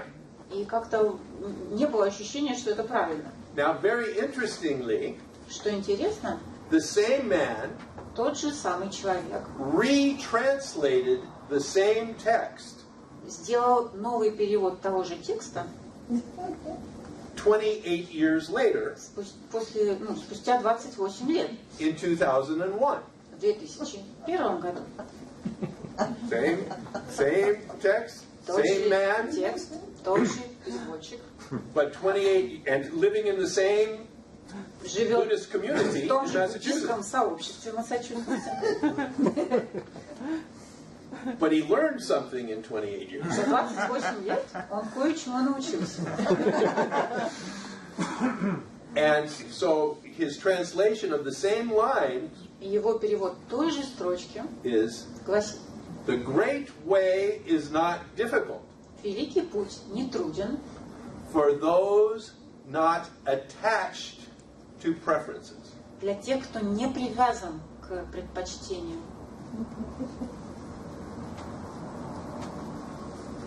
So this is what we're talking about. Вот об этом мы и говорим. It is not the preference or the desire that creates the suffering. Страдание создает не предпочтение и не желание, It is the attachment, а привязанность, the secondary involvement вторичная вовлеченность by the sense of the independent me. через чувство независимость, личной независимости. And that is what makes the great way difficult. И именно это чувство делает великий путь трудным. That is what is responsible for the suffering. Вот что отвечает за страдания.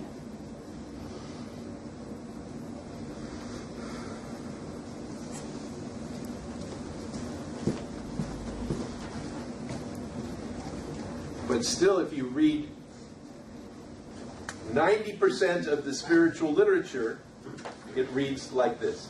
Но 90% духовной литературы по-прежнему содержит такие концепции. It is desire which is the problem. Проблема в желаниях. You must free yourself from desire. Нужно Get rid of освободиться desire. от желаний. When all the time the problem is in the attachment, not the desire. Все это время проблема была в привязанности, а не в желании. Можно проиллюстрировать как-то вот, присутствие предпочтений, с одной стороны, а с другой стороны присутствие предпочтений, но без привязанности. Может быть, Can you например, illustrate the presence of a preference, the presence of a preference with an attachment?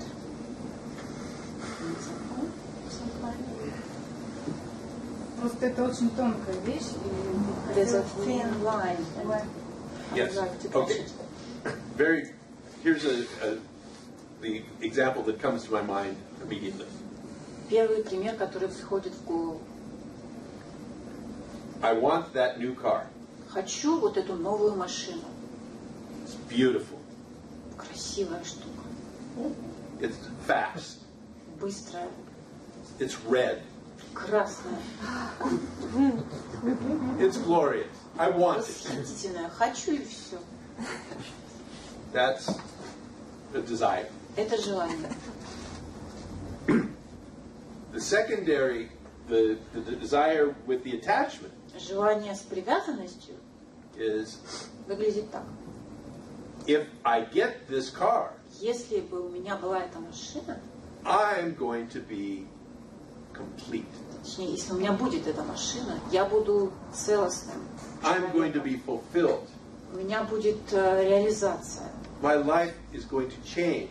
Моя жизнь переменится. And everything's going to be wonderful. И все будет просто супер. That's the attachment.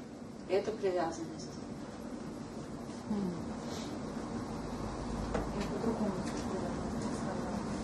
Because I had a different idea of attachment in my mind. То же самое с отношениями. The same with relationships? Yes, exactly. Да, точно. И от То же этого все самое. проблемы. Hence all Hence, much suffering in relationships. Отсюда столько страданий в отношениях. If I get you, Если ты станешь моей или моим, then I will be fulfilled. тогда я буду счастлив, я буду реализован. You will complete me. Ты дашь мне целостность. And of course, this is a lie. И, разумеется, это ложь. Nothing outside of you can complete you. Ничто внешнее не может дать тебе целостности. It's impossible. Это просто невозможно. Except for a moment. За исключением на одно мгновение.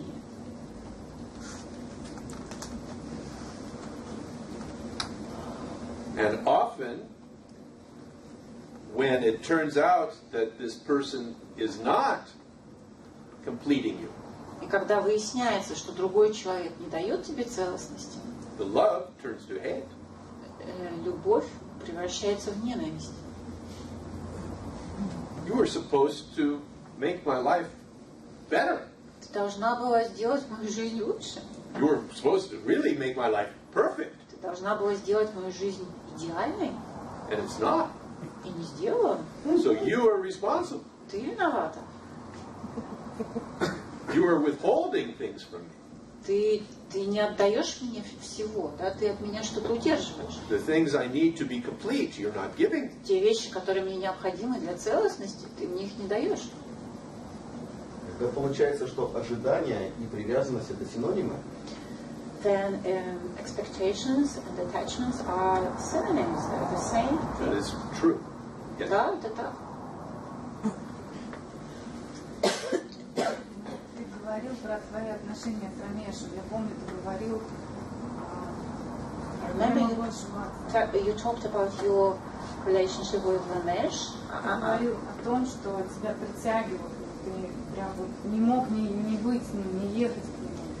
I think you talked about having a pull towards him.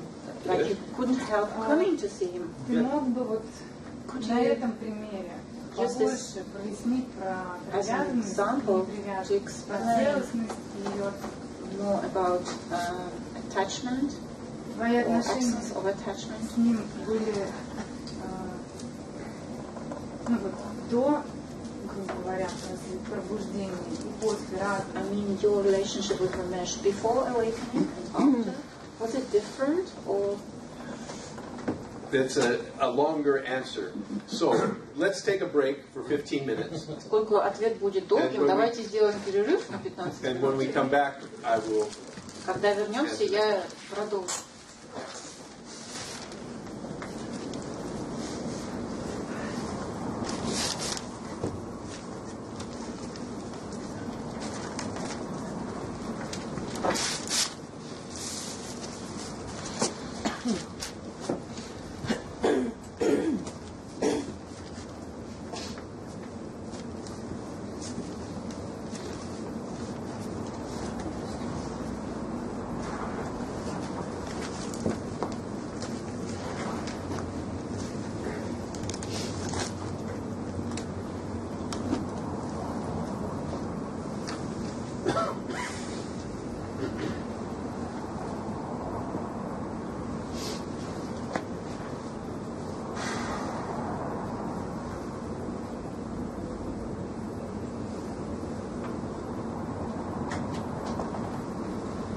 So as I think I mentioned on Friday night, мне кажется, в пятницу вечером я об этом уже говорил. When I met Ramesh, my heart burst open. Когда я встретил Рамеша, мое сердце просто распахнулось. And I had this profound experience of being accepted. И у меня было глубокое ощущение приятия. For who I was. Приятие меня таким, какой я есть. Which included all of my defects of character. Что включало все недостатки моего характера. Of which there were many.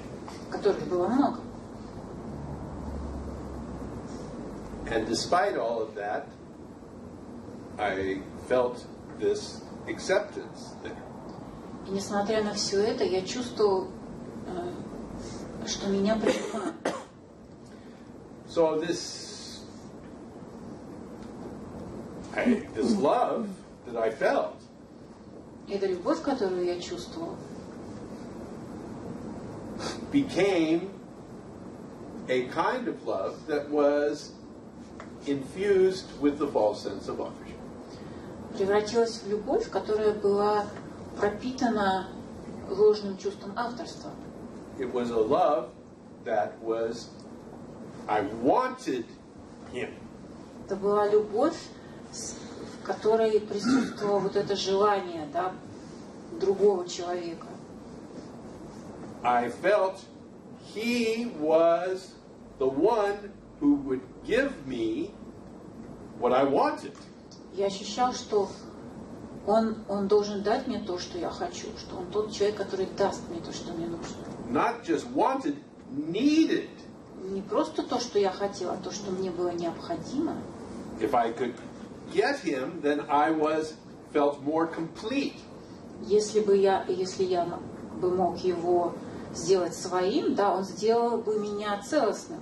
And I made every effort to spend as much personal time with him as I could get.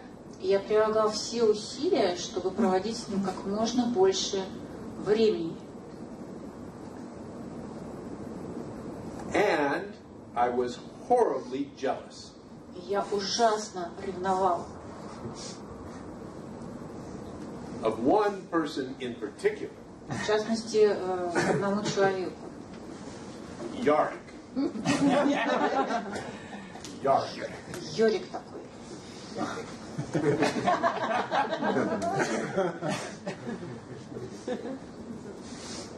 Yorick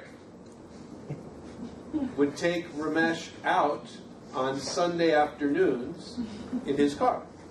Потому что Йорик возил по выходным Рамеша на машине. He had my guru in his car. Моего гуру в своей машине. I hated Yorick. Я ненавидел Йорика.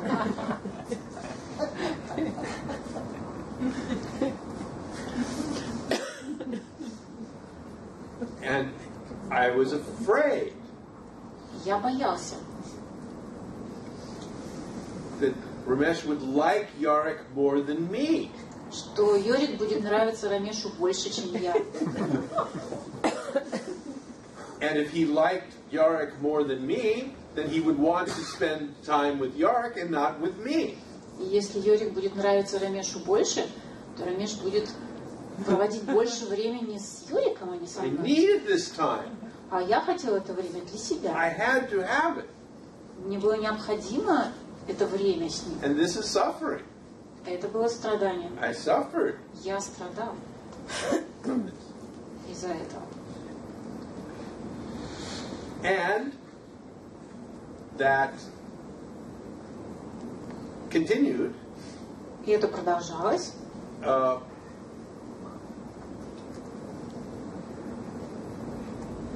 And as long as that false sense of authorship was active, Все то время, пока было активно чувство ложного авторства. then it would come and it would take over this love. Когда оно возрождалось, когда оно возвращалось ко мне, оно вместе, оно как бы, оно забирало у меня эту любовь. So, what Ramesh was in Los Angeles for 3 months. Рамеш был в Лос-Анджелесе в течение 3 месяцев в одно время. And at the end of that time, there was a large collection of audio tapes. В конце этого времени образовался большой набор аудиокассет. And when it was time for Ramesh to leave, И когда настало время для его отъезда, Yorick and myself and a couple of other people я, Йорик и еще 2 ребят were at the airport to see him leave. провожали его в аэропорту. And Ramesh always, one of the characteristics of his body-mind mechanism Особенностью механизма тела ума Рамеша is that he hated to be late. была пунктуальность, да, он ненавидел опасность. And he was very, very concerned about missing flights. Он очень тревожился по поводу того, чтобы не опоздать на рейс. So we spent a lot of time in airports. Поэтому мы проводили в аэропортах огромное количество времени. Because we would get there 3 hours before the flight. Что мы приезжали туда за 3 часа до вылета. So we're sitting in the airport. И вот мы сидели в аэропорту. And they're talking about these tapes. И разговаривали об этих аудиокассетах. And they said, one person said, yes, we should make a book out of these tapes. Кто-то сказал, нам нужно сделать из этих кассет книгу. Now, I was a businessman. Я был бизнесменом. And these people were hippie spiritual seekers. А эти люди были хиппи, духовными искателями. And I said, you're talking about starting a business here. И я сказал, да тут речь идет о том, чтобы целый бизнес запустить. You don't just make a book. Думать, просто сделать книгу. You have inventory. You have cash flow. Есть вопрос денег, есть вопрос оборудования. This is a business. Это же целый бизнес, целое дело. And somebody said, well, have you been in the book business? Кто-то спросил, ты занимался полиграфическим бизнесом? I said, well, no, not the book business. Нет, я сказал, нет, именно полиграфии нет. And Ramesh turned and he said, not yet. Рамеш вернулся и сказал, это пока. And in that moment, I knew I was in the book business. В тот момент я понял, что я теперь занимаюсь полиграфическим бизнесом. And in fact, I began to publish Ramesh's books. Так и получилось. Я начал заниматься изданием книг Рамеша. So I went to India Я поехал в Индию about 3 or 4 months later спустя 3-4 месяца, to work with Ramesh on this manuscript, чтобы работать над рукописью Рамеша. because his first 3 books were very difficult to understand. Потому что первые его 3 книги были очень сложны для понимания. The sentences would go on for half of a page. Предложения, которые тянулись на полстраницы. And it was almost impossible to follow it without a map. Невозможно было ориентироваться без карты. Книга. And so I said, well, Я сказал, I think we should edit this. я думаю, что это нужно отредактировать. And he said, yes, we'll come and we'll work on Он it. сказал, ну давай, приезжай, мы этим займемся. So I went to India И for вот the я first time, поехал в Индию первый раз. and I booked a hotel near Ramesh's house. Зарезервировал отель рядом с домом Рамеша. And it was the first morning, and I was sitting in my hotel room. И вот мое первое утро, я сижу в номере отеля, I ordered breakfast to be sent up, заказал завтрак, and I'm sitting there drinking my coffee and eating a сижу, papaya. пью кофе, ем папайю. And I realized I was scared to death. Я понимаю, что я до смерти напуган. And I looked at this fear. Я стал смотреть на этот страх. And the fear was I had a brand new 1988 Chrysler LeBaron convertible. Оказалось, что у меня есть совершенно новая машина Chrysler 1988 года выпуска. Red. Красная машина. And I thought, what if I go there? Кабриолет еще потому что. Я подумал, что если я пойду? And I realized I'm here really to surrender to the Guru. И тут мне пришла в голову мысль. Я здесь на самом деле для того, чтобы капитулировать перед мастером. That I was drawn there to surrender. И меня сюда притянула вот эта потребность капитулировать. And I thought, what if he wants my car? Я вдруг подумал, а что если он захочет мою машину? Because total surrender to the Guru, I guess, it would include your car. Я подумала, ведь тотальная капитуляция, наверное, включает и машину. You can't have total surrender, but not the car. Невозможно отдаться мастеру, не отдав еще и машину. So what if he wanted it? Что если он не захочет? What would I do? Что я буду делать? What if he wants all my money? Что если он захочет все мои деньги? What will I do? Что я буду делать? What if he wants me to come and live in India? Что если он захочет, чтобы я переехал жить в Индию? I was recently divorced. I have 2 young children that I have half the time. What would I do? Я на тот момент только что развелся. У меня 2 детей, с которыми я половину времени провожу. What if he wants to have sex with me? Что если он захочет заниматься со мной сексом? What will I do? Что я буду делать? So this is what's going in my head. Вот что происходило в моей голове. And I'm scared to death. Я боялся просто уснуть. What will he take from me? Что он у меня заберет?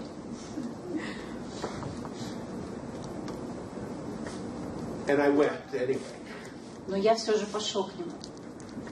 And he met me at the door of his flat. Он встретил меня на пороге у дверей своей квартиры.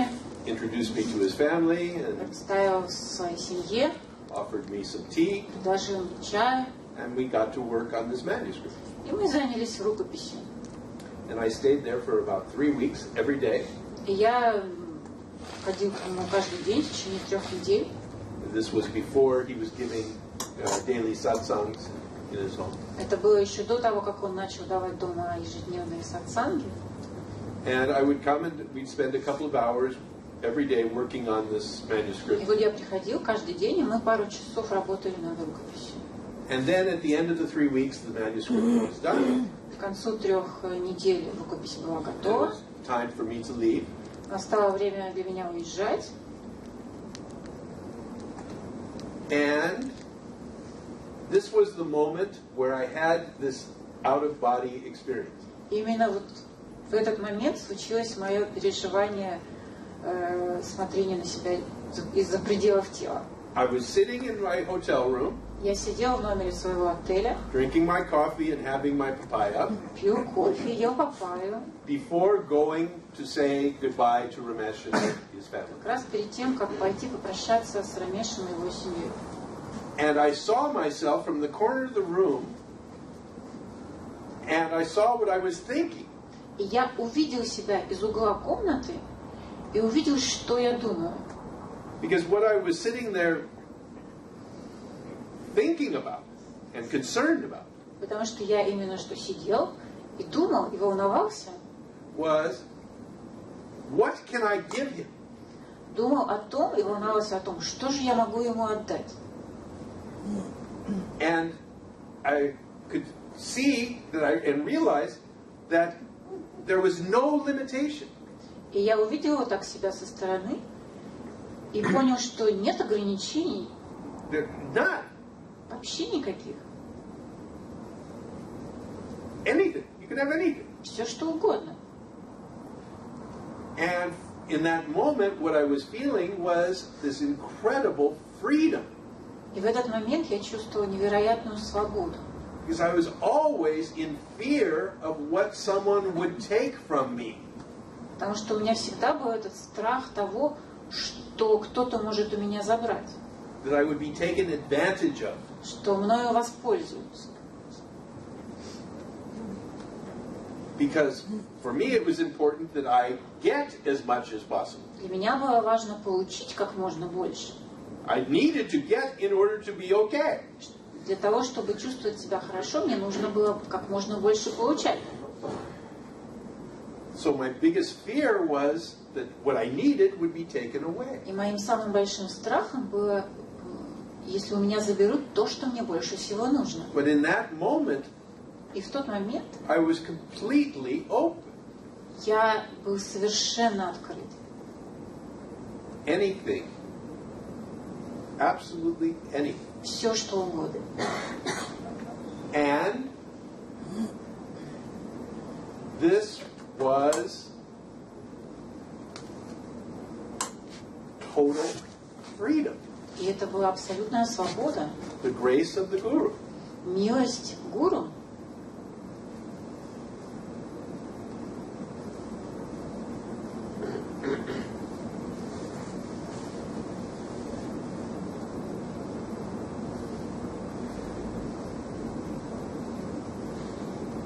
And that's the difference И в этом разница from what I could get, между тем, что я мог получить, from what I needed, и тем, что мне было нужно. which is what the sense of authorship produces. Это то, что создает чувство авторства. The sense that I must control this. Вот это чувство, что мне нужно проконтролировать. When that was relieved, Когда я освободился от этого чувства, the love became spacious and open, любовь стала открытой, она стала безграничной, demanding nothing, ничего не требуя, giving everything. отдавая все. And that was freedom. Это и была свобода.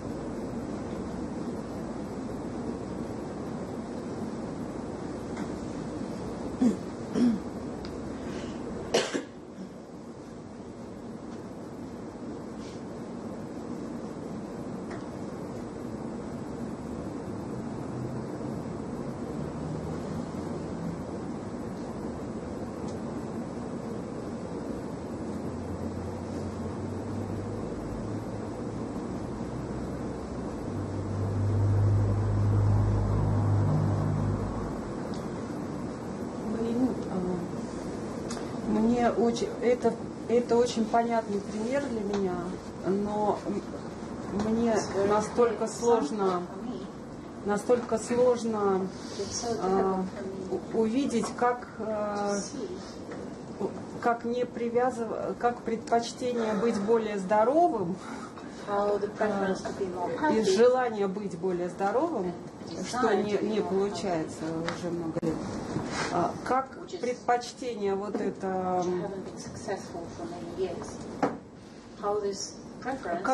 как без него быть. Вот это attachment, to be more healthy.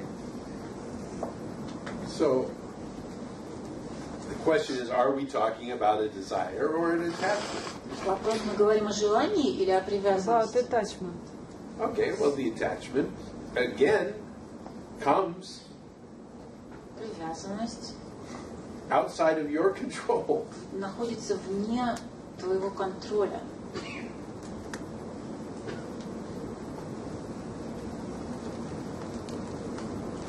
So in this teaching, we're not teaching you how to control the attachment. Учение не учит нас контролировать привязанности. We're only pointing to the fact that the attachment is there. Оно только указывает на тот факт, что привязанность есть. And sometimes when you can see to the root of the attachment, Иногда, когда ты видишь корень привязанности, it gets cut off. Она отрубается.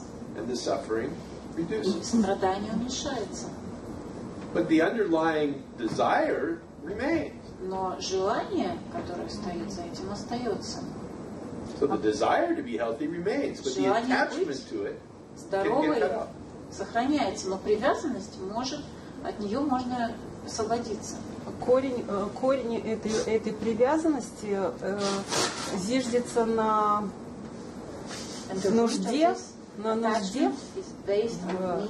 что я нуждаюсь в этом. А в чем она может? В чем?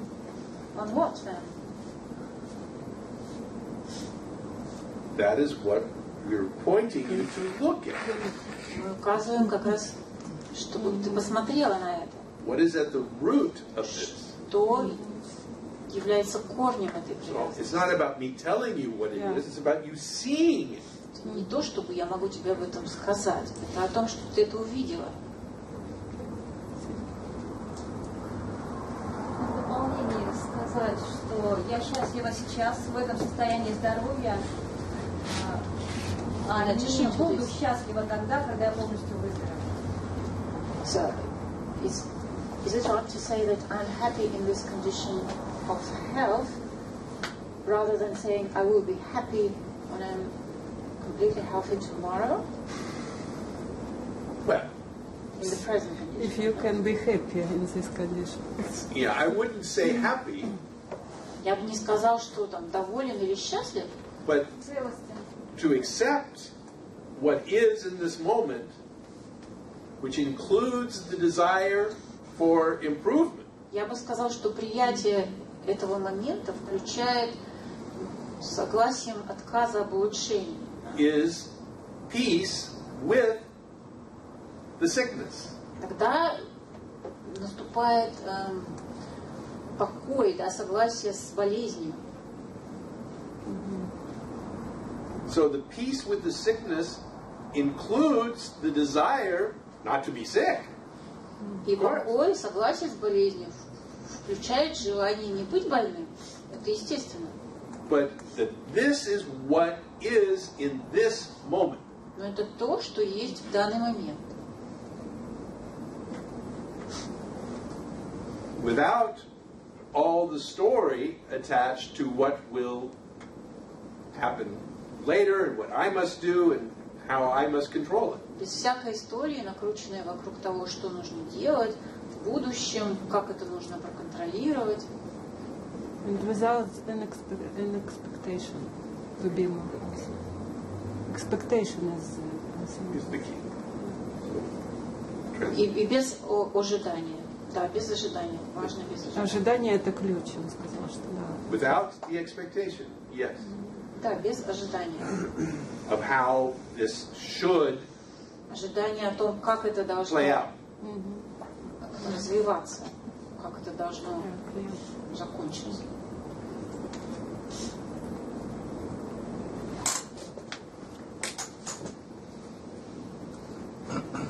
Вейн, а в той предыдущей истории про открытую любовь. The previous story of an open love. Помнишь ли ты, был ли момент перед тем, как ты почувствовал эту любовь? Do you remember a moment before you felt that kind of open love?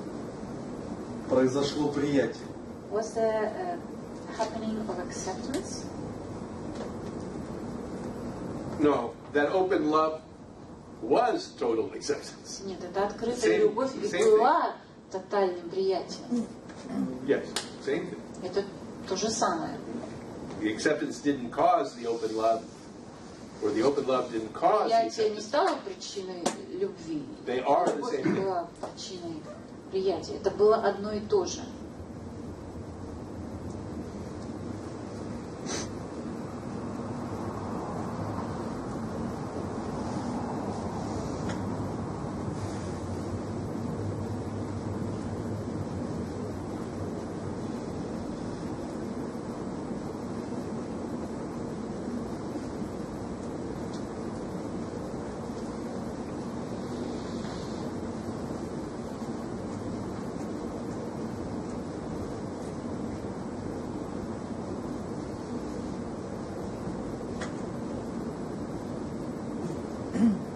And so for all the years that after that Ramesh was alive, Последующие годы, все эти годы, пока Рамеш был жив, it gave me the greatest pleasure to give to him whatever I could.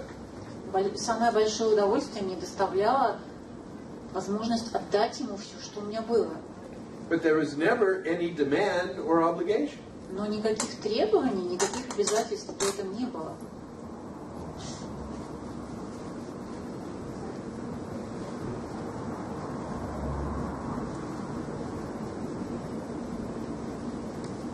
Еще больше отдачи подожгу. So what did you give him?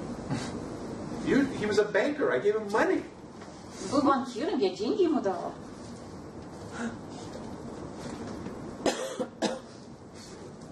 Really? Yeah. Money is all money is energy in a form that's easily transferred. Деньги — это не что иное, как энергия, которая легко передается. So I gave him this energy Я давал ему эту энергию. for him to do with what he wanted. Его полное распоряжение. Зачем банкиру? Зачем банкиру? Зачем банкиру деньги? Why would a bank need your money?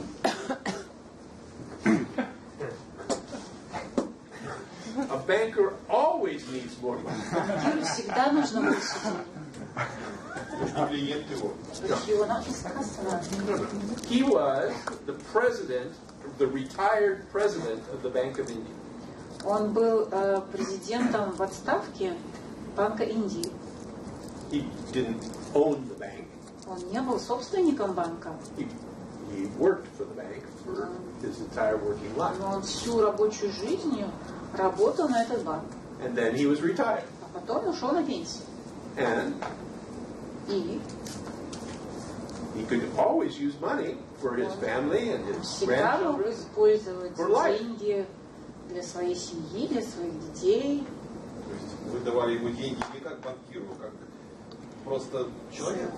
You gave him money not to him not as a banker but as a person. Yeah. Oh yes, of course. And it's clear. Oh yeah. Yes. No, when I said he was a banker, I just meant that bankers love money. Когда я упомянул, что он был банкиром, я просто хотела сказать, что банкиры любят деньги. Bankers understand money. Они понимают их ценность. And so I gave him something that he Поэтому enjoyed. я отдавала ему то, что он, чем он мог насладиться. Да? Этого не надо банкиру, точно.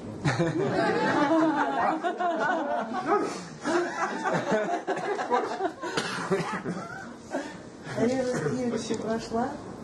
Ревность к Юрику прошла? What about your jealousy to Yorick? Has it passed? Is it gone? Completely. Да, полностью. Because in that moment, I wasn't needing anything from Ramesh. Потому что в тот момент мне ничего не было нужно от Рамеша. So the jealousy was linked to my need. Потому что ревность была связана с моей нуждой. That I wouldn't get what I needed. Со страхом, что я не получу, что мне нужно. And that this other person would get it, and I would not get it. А это получит другой человек, не я. That was my fear.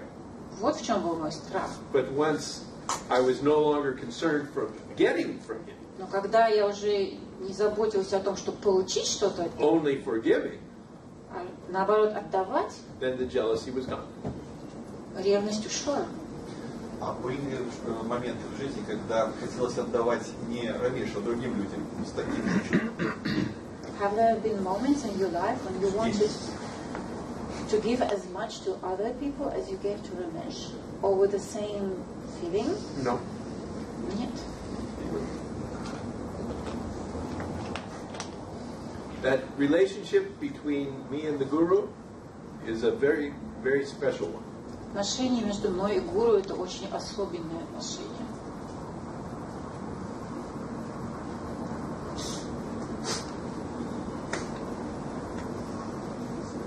Просто иногда хочется отдать не только гуру, я поэтому спрашиваю. Хочется вам? Да, мне.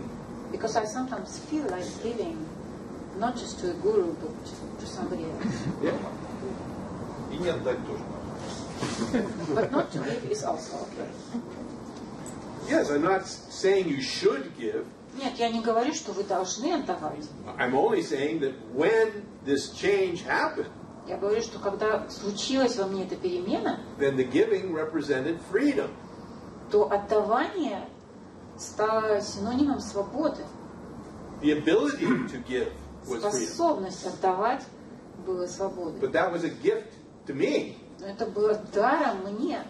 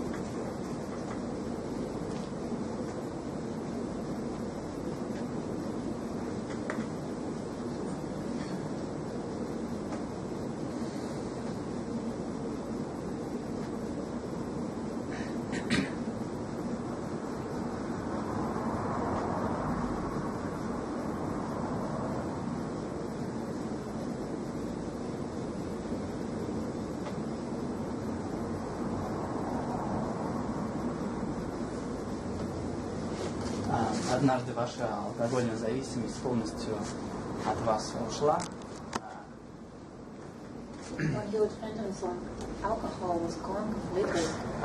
Теперь вы можете, как бы, ну, то есть, может, по чуть-чуть попиваете или, то есть, совсем даже ни капли. Could you drink again, or do you drink again? Maybe a Вино, glass может быть, там. wine or something. Because this body has an allergy to alcohol. Потому что у этого тела есть аллергия на алкоголь. So, to put alcohol inside this body Помещение алкоголя в это тело creates problem. создает проблемы. So the gift is to be relieved of the obsession to put alcohol in the body. Для меня даром стало то, что я освободился от навязчивой необходимости употреблять алкоголь, помещать его в свое тело.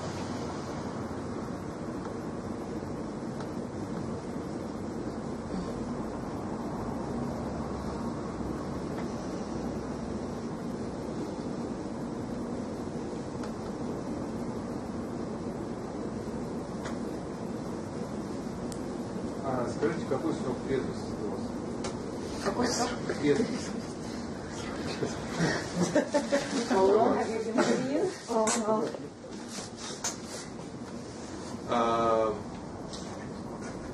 32 years 32 года and 10 months. и 10 месяцев.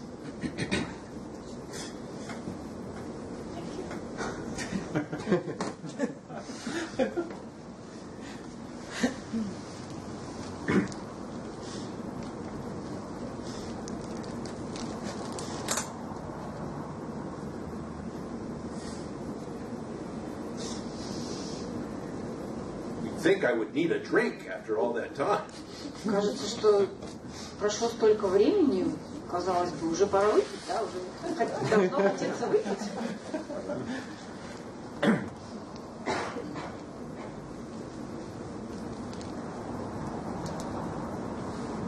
Как заставить себя бросить курить? К тому же. Нет, Talking about dependencies, how can I make myself quit smoking? I truly don't know. Честное слово, я не знаю. И я. Neither do I. I did not make myself quit drinking. Я не заставлял себя бросить пить. I did not make myself quit smoking. Я не заставлял себя бросить курить. And yet those things happen. И тем не менее эти вещи произошли.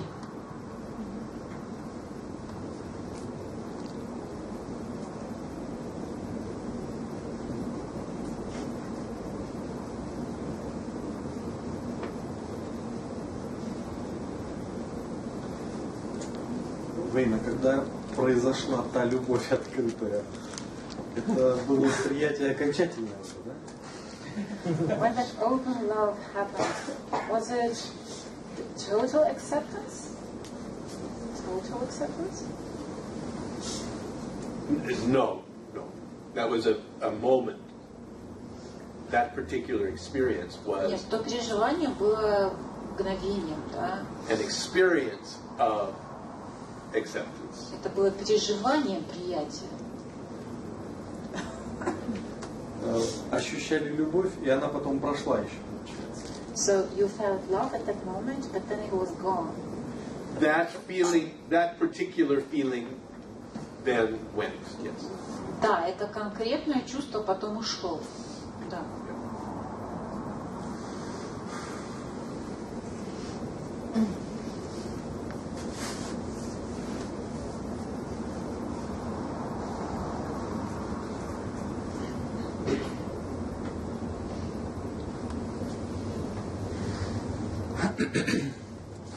Я никак не могу понять вот эту идею про то, что феноменальная Вселенная не существует независимо от воспринимающего. I find it difficult to understand this idea that the phenomenal others, не зависит от не существует независимо от воспринимающего. Doesn't exist regardless of the perceiver.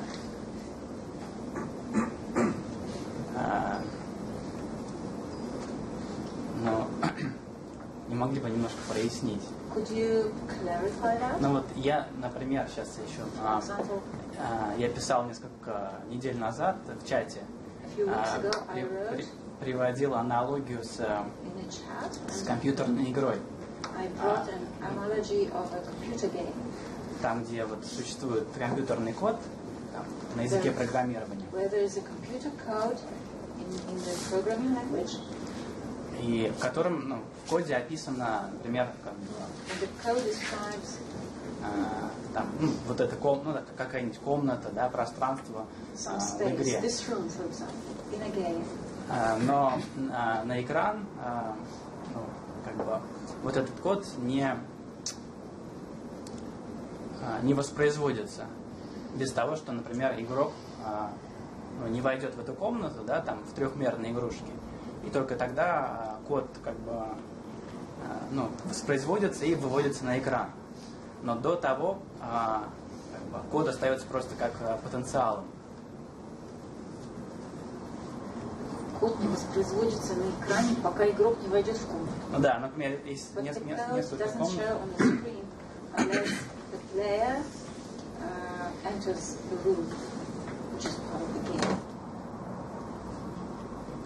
И вот это, пока он не войдет, этот код остается просто потенциалом. So this code remains just a potential unless the player enters the room. Okay. Можно ли использовать вот такую аналогию, чтобы понять то, о чем вы говорите? Does this metaphor describe what you were talking about? No.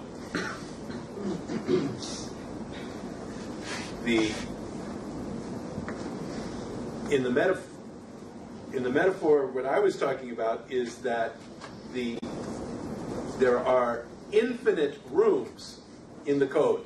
В той метафоре, которую использовал я, там было бесконечное число комнат в коде, заключенных в коде. Truly infinite potential.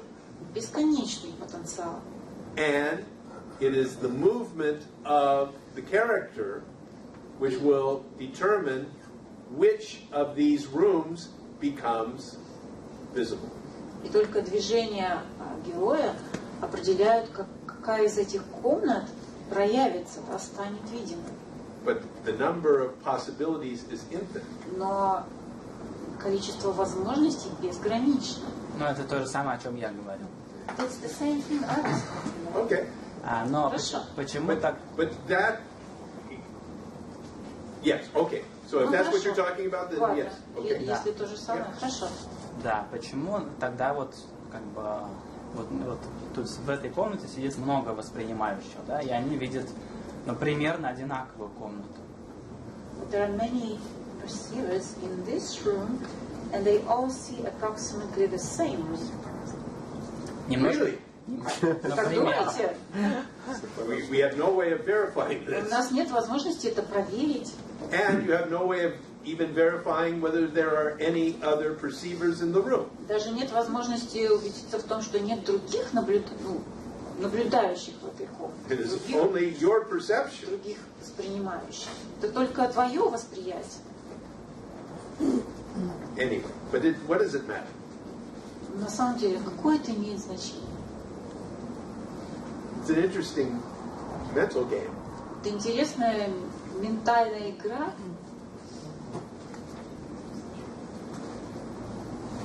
Она просто не дает покоя моему уму. It keeps my mind busy. Yeah. Kind of entertaining. Да. Развлечение такое.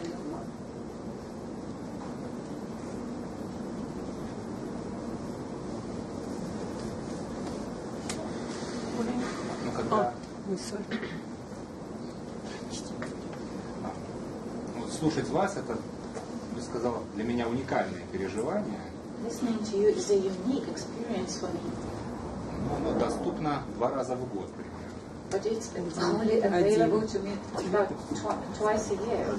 Я имею в виду, что можно еще запись послушать. Of course, I can listen to a recording of Or the live webcast. или живой подкаст. And you can interact. We can interact like. Там можно тоже взаимодействовать. 4 days a week when I'm in Los Angeles. 4 раза в неделю, когда я в Лос-Анджелесе. Мне, тем не менее, интересно, скажите, с вашей точки зрения, ну вот здесь, есть ли люди, которые, ну, скажем так, примерно так же могут разговаривать об учении, как вы, ну вот, которые достаточно близкое к вам пониманию, вот ваш подход? Здесь это в России? Ну вот в России, направо в России. I'm curious if you know of people here in Russia who can talk about the teaching in the same way as you do. Ну, ученики, может быть, ваши. Maybe your disciples. I'm sorry, I do not know. Извините, я не знаю просто. I'm sure if you talk to people, they will have many suggestions. Я думаю, что если поговорить с людьми, будет множество предложений.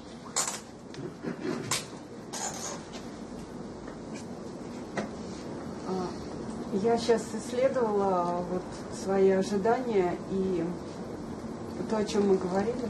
Have been exploring my expectations now and what we discussed. Права ли я, что, right? как я сейчас нащупываю, что ожидания всегда непосредственно связано с вот этим ощущением, что тебе чего-то не хватает и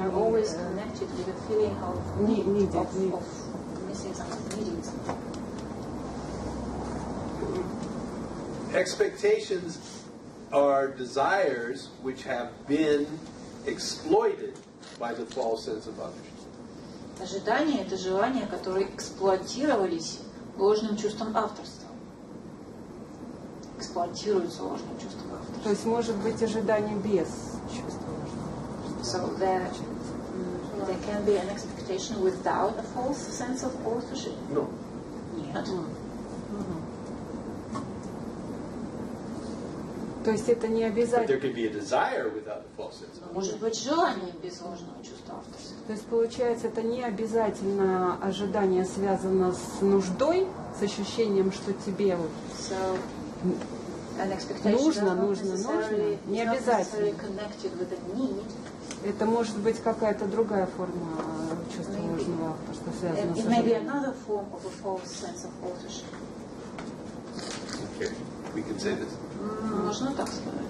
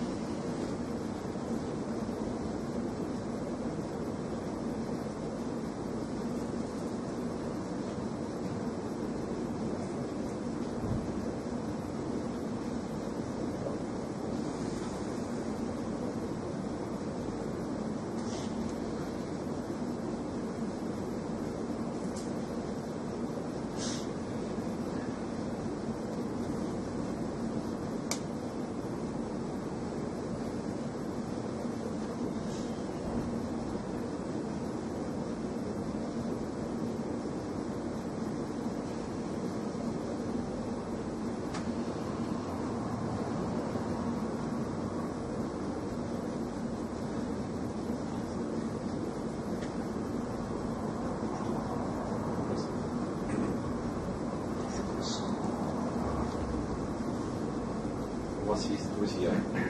Do you have friends? С кем вам хотелось встречаться? People you would like to see? Да. Что вы делаете, когда встречаетесь? What do you do when you see them? I assume pretty much the same thing you do with your friends. Полагаю, примерно то же самое, что ты делаешь со своими друзьями. Но они не мудрецы. But they're not sages. Truly, the sage is the most ordinary of men. Мудрец — это самый обычный человек.